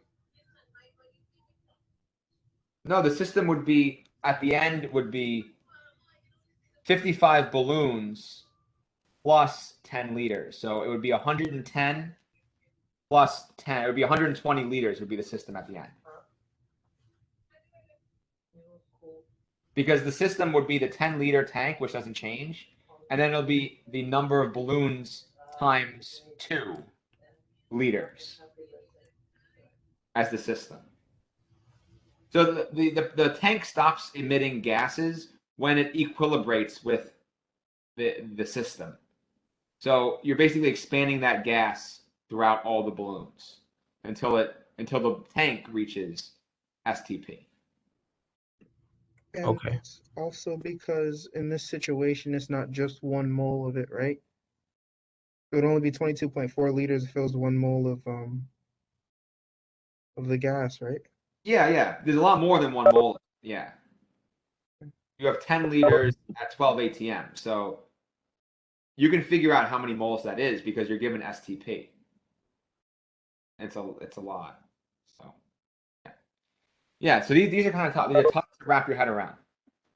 But that's why I even did the little pictures. So yeah, every year people do that. I see like 10 people just left. They just wanted to hear that. That's fine. All right. The last one. So combustion of 2.82 grams of benzene causes a temperature change of 3.29 Celsius in a bomb calorimeter. What is the heat of combustion per mole? Okay. So for a bomb calorimeter, we're not doing Q equals MCAT. We're doing Q equals cat. So we'll just do it here. So Q equals C delta T. So the mass doesn't really play a component here, but it will in our final answer. So what we're going to do is we're going to do the delta T is 3.29. So 3.29 is delta T. And then our kcal, or our constant, is 35.8. The 35.8, and you see on the unit is kilojoules per Celsius, right? You don't even include mass at all, or grams. So that's going to be 35.8 times 3.29, and that's going to equal 35.8 times 3.29, 117.8. That's going to be kilojoules. So 117.8 kilojoules. This number corresponds to combustion of 2.82 grams of benzene. So this means 2.82 grams of benzene. Now, the question is asking for, what is the heat of combustion of 1 mole of benzene? So if we know that it's 117.8 for 2.82, we got to figure out how many is that per mole. So how many moles is 2.82? 2.82 divided by the molar mass of benzene is 78, I believe. So it's C6H6. So 6 times 12, 72 plus 6 is 78.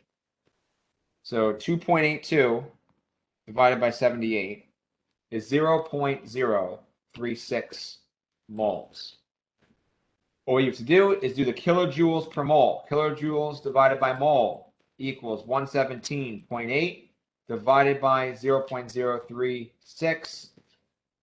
117.8 divided by 0.036.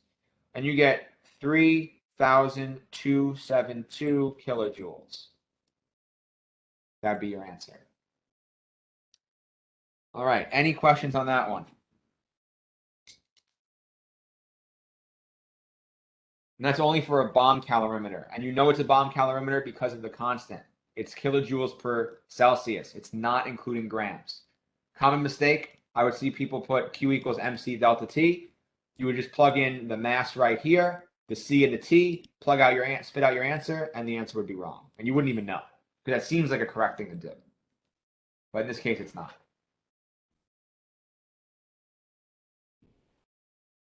So anything else on this exam too? Because we should move on. It's getting late. I have a question about, I think it was question 4. On the multiple choice? Yes. Okay. Why didn't you ask it at question 4? Because I just realized it later. Oh, okay. Yes. You said the answer was C, but why isn't it D? There's more sulfate. Yeah, there's more sulfates. But isn't the concentration, because there's 2 Fe's to 3 sulfates, and in D there's only 1 manganese to 2 sulfates, so it's... So concentration doesn't matter. It doesn't. So you can have 100 molar of something and then still have like 10 other substances in there. So concentration is just purely in the perspective of that one thing you're talking about. So it doesn't matter what else is there. We're just focusing on number of sulfate ions per molecule. Okay.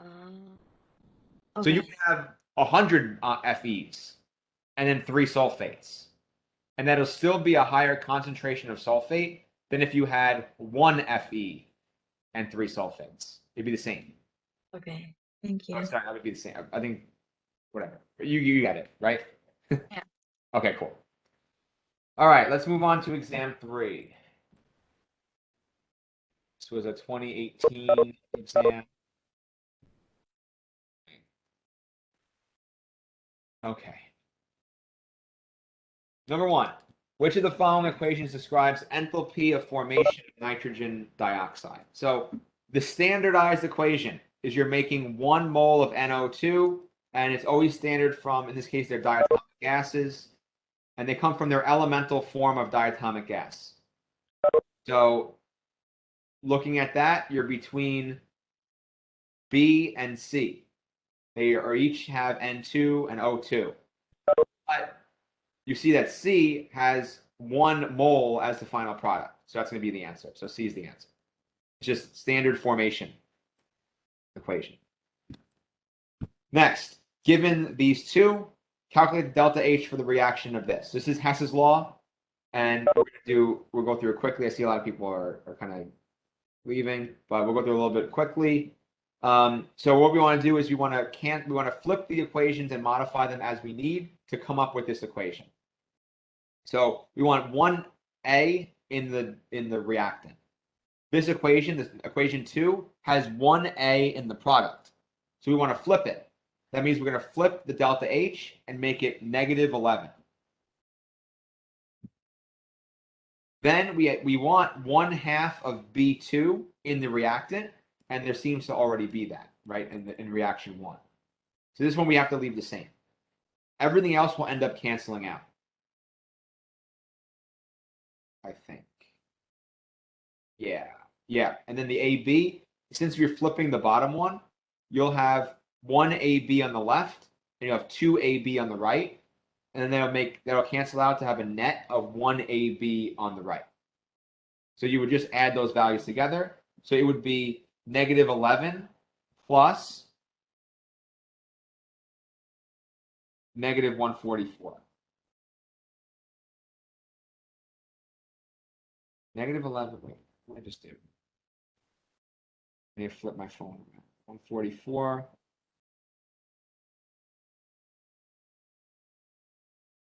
Wait. 144 minus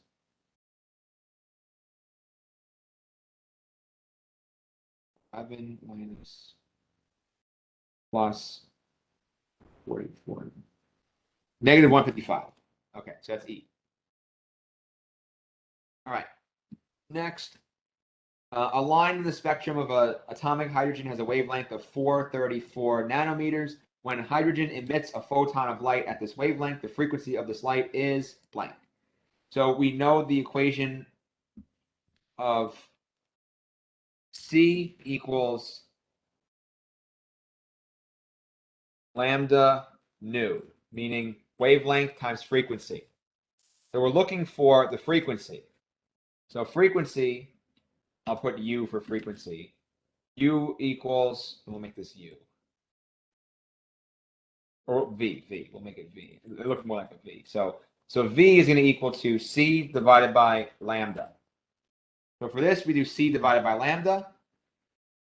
So we do the C, which is 3 times 10 to the 8th, divided by lambda in meters, right? Meters per second here. So we got to do 439 times 10 to the -9th meters. And that would give us our answer. Any questions on that?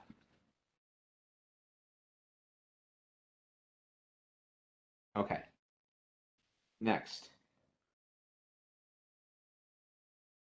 Text my friend that we're still going to the gym after this. Okay. So number 4.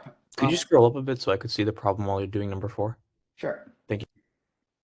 So in a photoelectric experiment, a metal just starts to emit electrons when exposed to green light with the wavelength of that. Use the image below to explain which of the following you would expect. All right, so I'll give you a quick explanation of the photoelectric effect. That is when you have a metal and you are hitting the metal with a electromagnetic radiation. This EM radiation will have enough energy to kick off an electron. That energy threshold is called the binding energy. And you can figure out that energy per photon by using the energy of a photon equation, which is E equals h nu. So h times the wavelength, or h times the frequency. So what would you expect here? So exposed to a green light, a wavelength like that. So no electrons are emitted when the metal is exposed to blue light. So let's keep in mind, when wavelength increases, energy decreases. So if the metal starts to emit electrons when exposed to green, which is in the middle right here, everything to the right, which is lower wavelength and higher energy, will definitely emit a light. So no electrons are emitted when metal is exposed to blue light. Not true. Since blue light is higher energy, it will definitely emit electrons. Fastest moving electrons are emitted when the metal is exposed to red light. No, because the fastest moving electrons are emitted when the metal is exposed to violet light. So that extra energy difference between the green light and the violet light will give the metal electrons kinetic energy.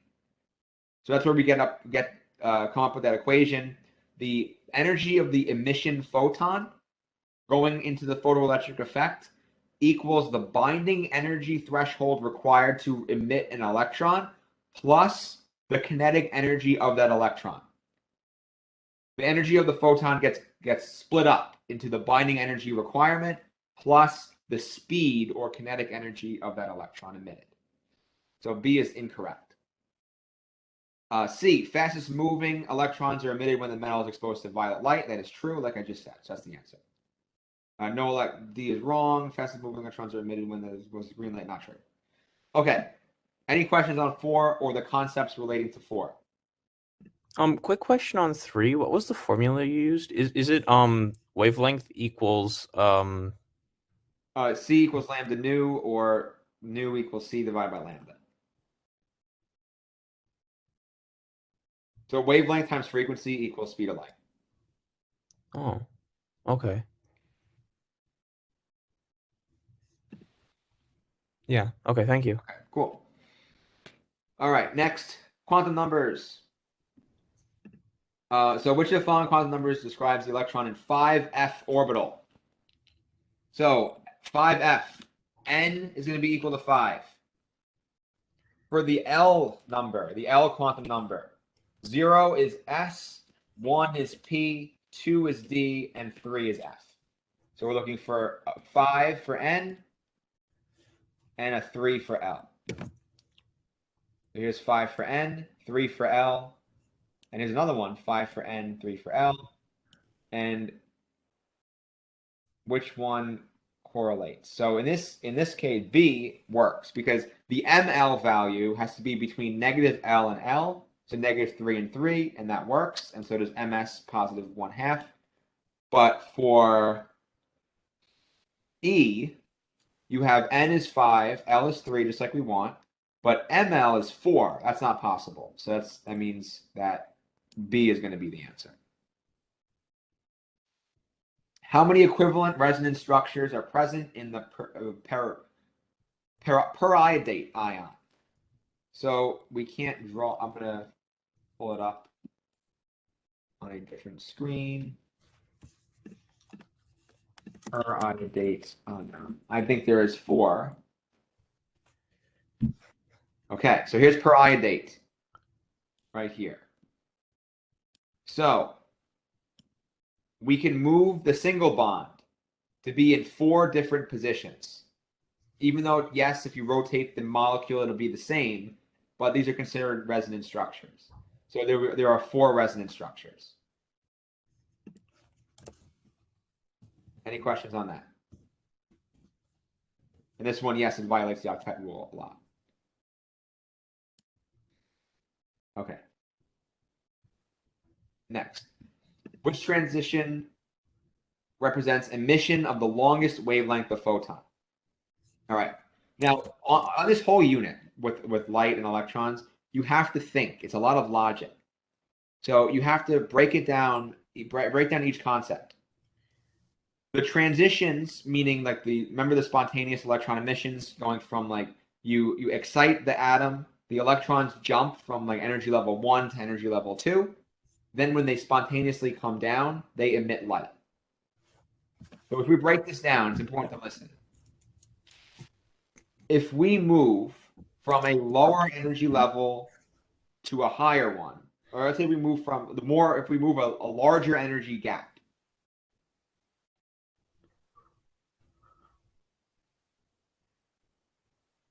If we move a larger energy gap, when we come back down, the energy of light emitted is going to be more.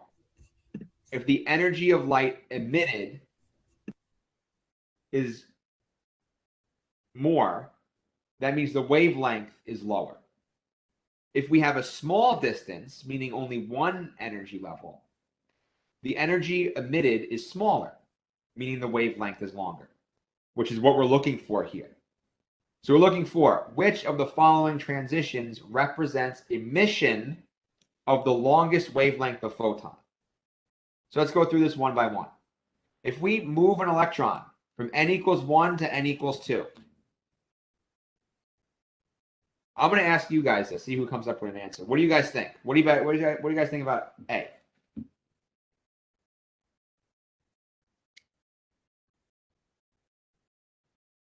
I know it's late, but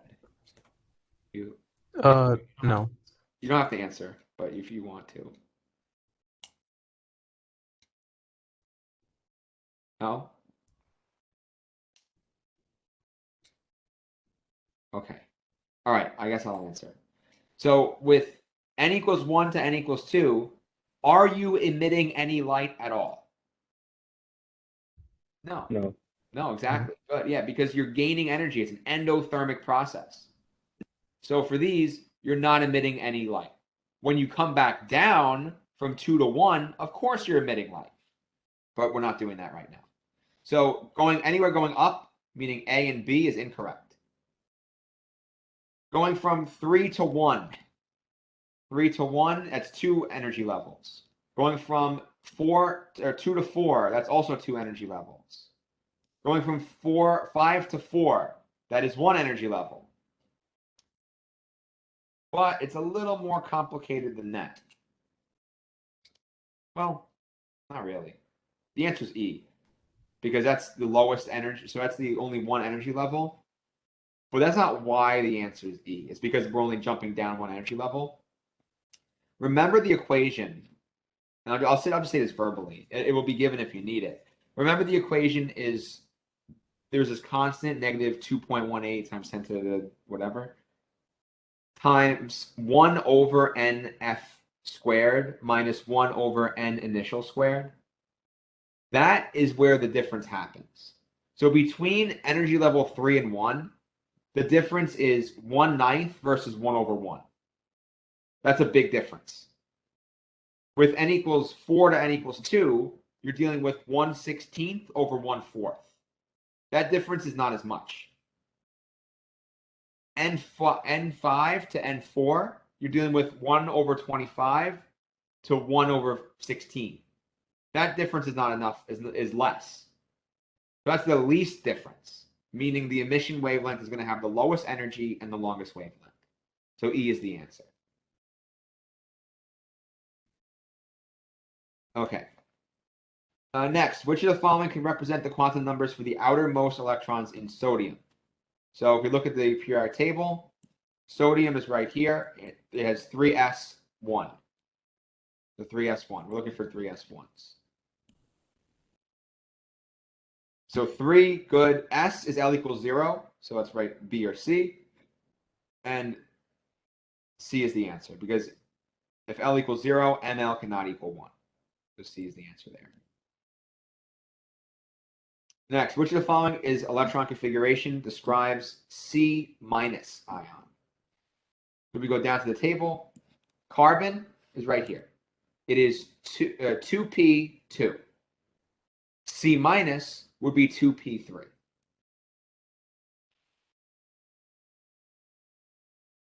So it would be 2p3, this one, B. All right, next. How many total valence electrons are present here? So arsenic, where's arsenic? Arsenic is underneath nitrogen. That means it has 5 valence electrons. So 5 valence electrons plus 3 times chlorine. Chlorine has 7 each. 21 plus 5 is 26. 26 is your answer.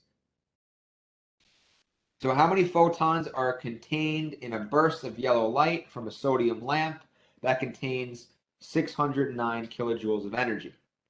So in this one, we would have to use the energy of a photon equation.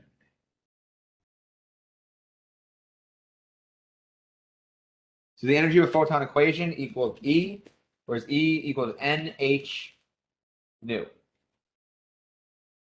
So N is the number of photons. The energy is 609 times 10 to the third joules equals the number of photons times Planck's constant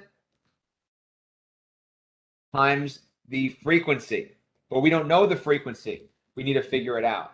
So the frequency we can figure it out by doing C divided by the wavelength, which is 589 times 10 to the negative 9 meters. Getting this answer would give us the frequency, which we can then put into Planck's equation of energy of a photon to get our number of photons and solve for n. Any questions on that one? I kind of went a little fast. Good. Okay. Next. So which of the following pairs contains no ionic compounds? So A, CaO is ionic, NaF is ionic for B, CaCO3 is ionic here, also strontium bromide, PBr3 is covalent, HCl is covalent. And then here we have NaNO3 is ionic. So the answer is D. Next, which of the following species are diamagnetic, meaning they have no unpaired electrons? So we would have to look at the configuration. So we'll go with titanium, chromium, scandium. So titanium plus 2. So titanium plus 2 is going to be D. So if you get a picture, it would be D2. It'd be 3D2. And then you would subtract 2 electrons to make it 2 plus, meaning the 4s shell would be completely filled and it would be no unpaired electrons. So titanium is one of the answers. Now let's look at chromium 4 plus. Chromium 4 plus. Chromium 4 plus, remember it's one of those the exceptions where the configuration is actually 4s1 3d5. If we take away 4 electrons from it, it would be 1 from the S and then 4 from the D. Or sorry, 3 from the D. Meaning there'll be 2 left in the D shell, meaning it will have unpaired electrons. So chromium is not diamagnetic. It has unpaired electrons. So that means the answer must be A. Wait, no. Wait, what? That's chromium 4 plus.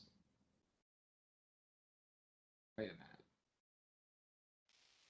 Let's go back. Chromium 4 plus. So chromium is going to be 4s1 3d5. Removing 4 electrons would give you 4s and then 4s0 3d2.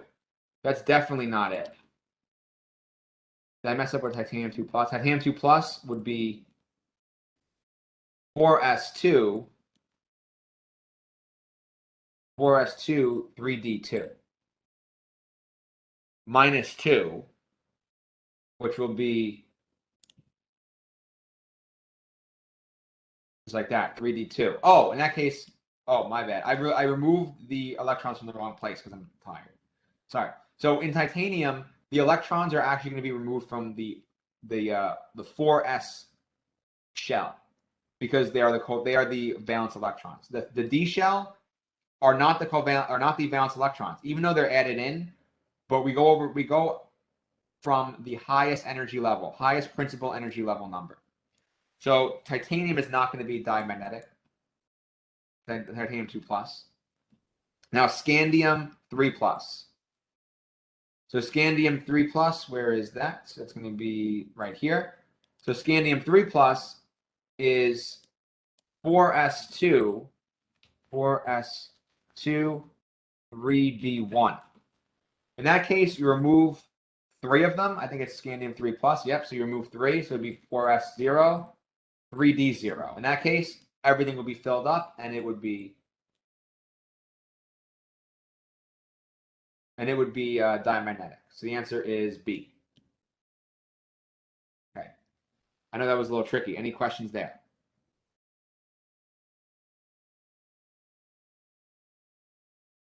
Okay.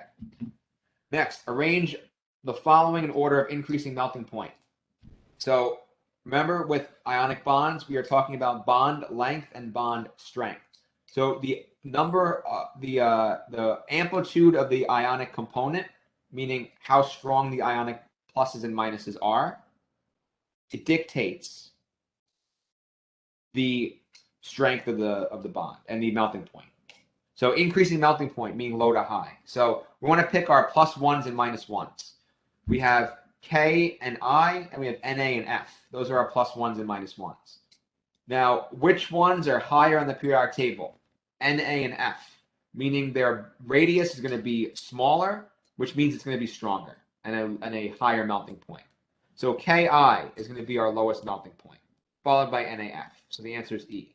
Then we have strontium and oxygen, +2, -2. Aluminum and nitrate, +3, -3. Any questions there?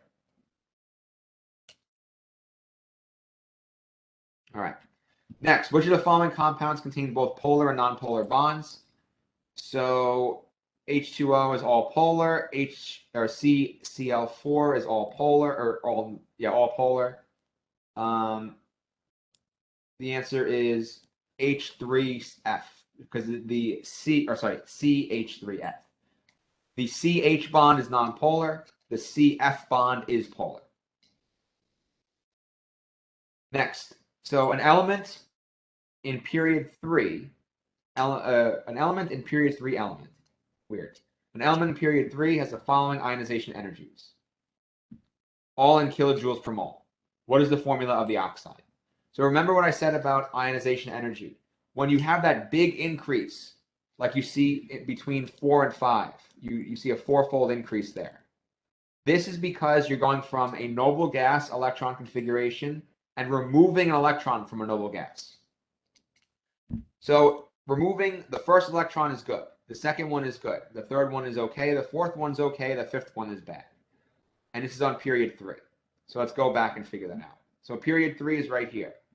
Removing the first one is not bad. Second one, not bad. Third one, not bad. Fourth one, not bad. Fifth one, well, then we're at silicon. So silicon, the first one, not that bad. We're at aluminum. Second one, we're at magnesium. Third one, we're at sodium. Fourth one, we go from sodium to neon. Not that bad.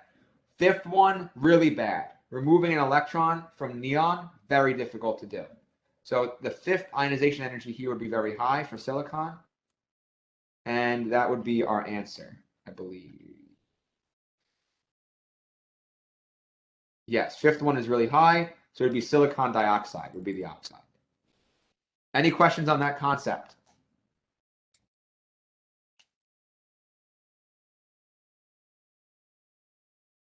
No? Okay. Next, choose the best Lewis structure for XeI2. So xenon, you're going to have 8 electrons, and you're going to make bonds with them. So you would have this one, C, or D would be the best one. Because you're going to have 8 electrons to start out with. 2 of those electrons will partake in single bonds with iodine.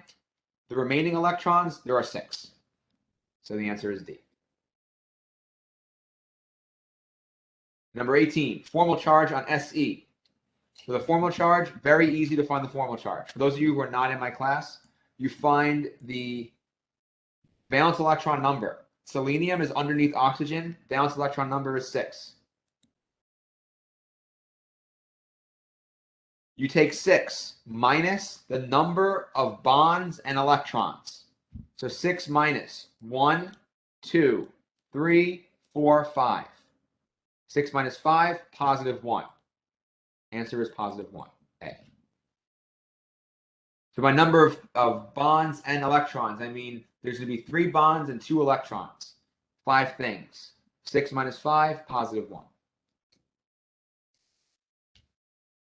Which of the following has the smallest radius?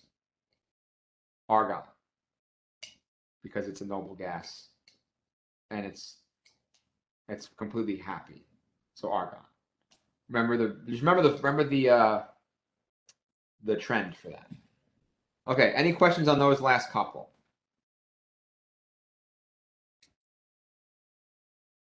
All right, we're going through this pretty good. So let's take a look at this. Oh, they give you some formulas. Nice.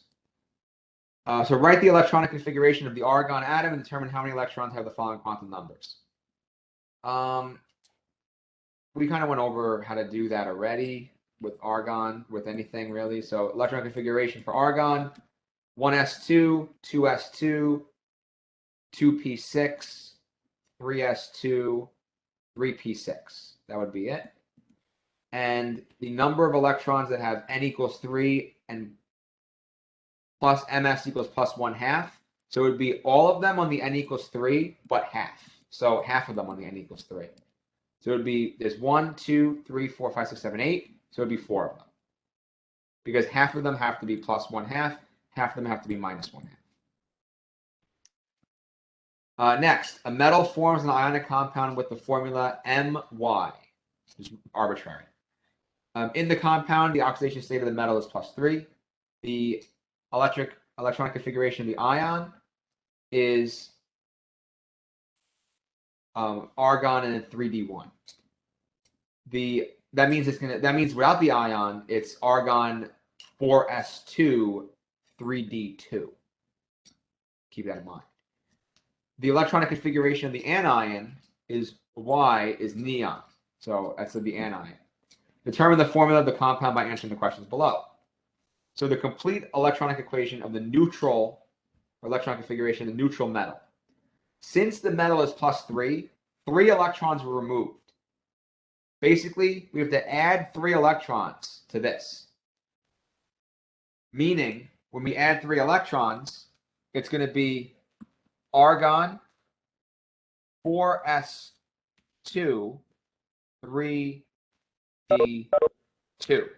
Because right now you have 3d1. So removing 3 electrons from this, you first remove the valence, which is 2. Then you remove the next valence, which is one of these d1s. Meaning originally we had to be Ar 4s2 3d2. Does that make sense? And if it doesn't make sense, ask questions.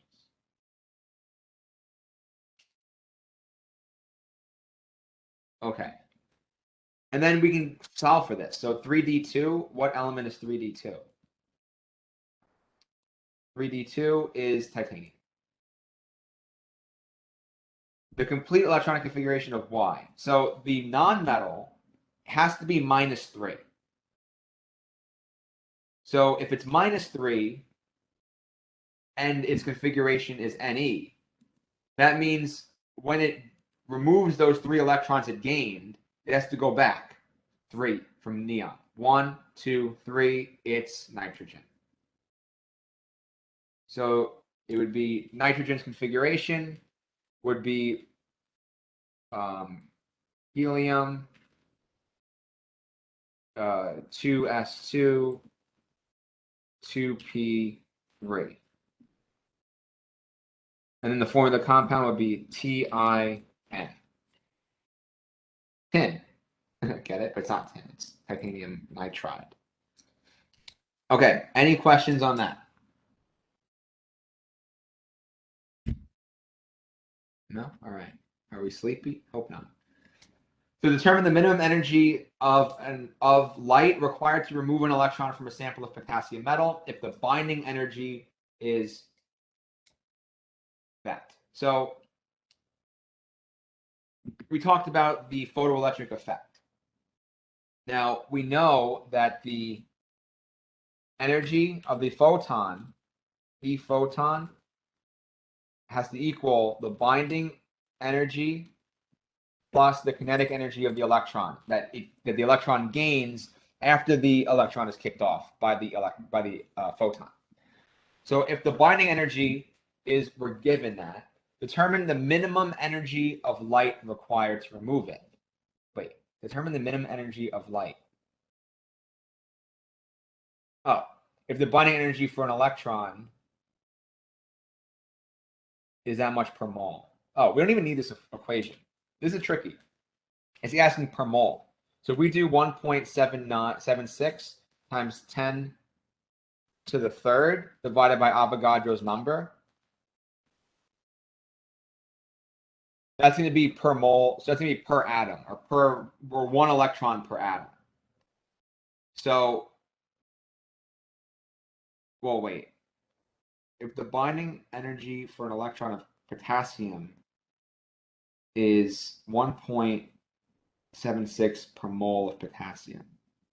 Oh, for 1 electron is that. Okay, so yes, this is right. So this would be this answer, whatever that is, would be the energy per 1K electron. So that would be the energy required by the photon. That's pretty easy to do. That's why it's only 5 points, I guess. Any questions on that one for now? Okay, almost done. Well, what was a lot of them here? Okay. The next, use delta HF and delta H reaction information to provide the and calculate delta HF. Show your work. Okay. So here we have delta formation. So in this case, we learned about this. This was a small section. When we're trying to figure out the delta H reaction, one way to do it is we can do which we learned recently, is the sum of the enthalpies of formations of each bond formed or broken minus formed. Bonds broken minus bonds formed. The same thing you can do if you have the enthalpy of formation of each reactant and product. But it would be products minus reactants. And this is going to be only for when you have formation for each compound. It's going to be reactants minus products when you have formation of each bond. So in this case, we're doing products minus reactants.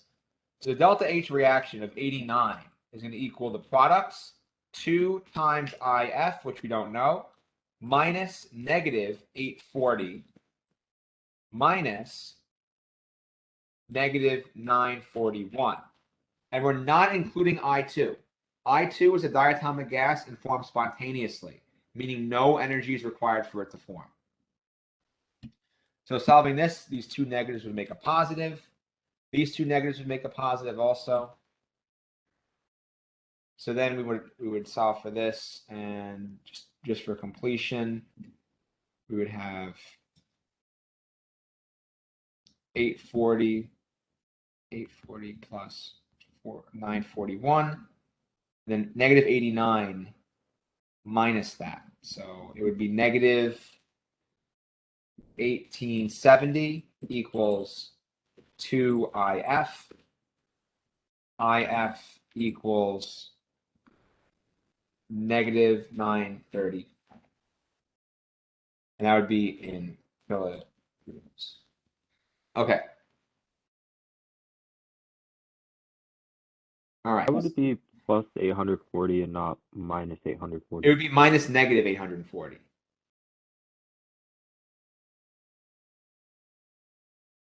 Wait, what did I do? Wait. I think I messed up.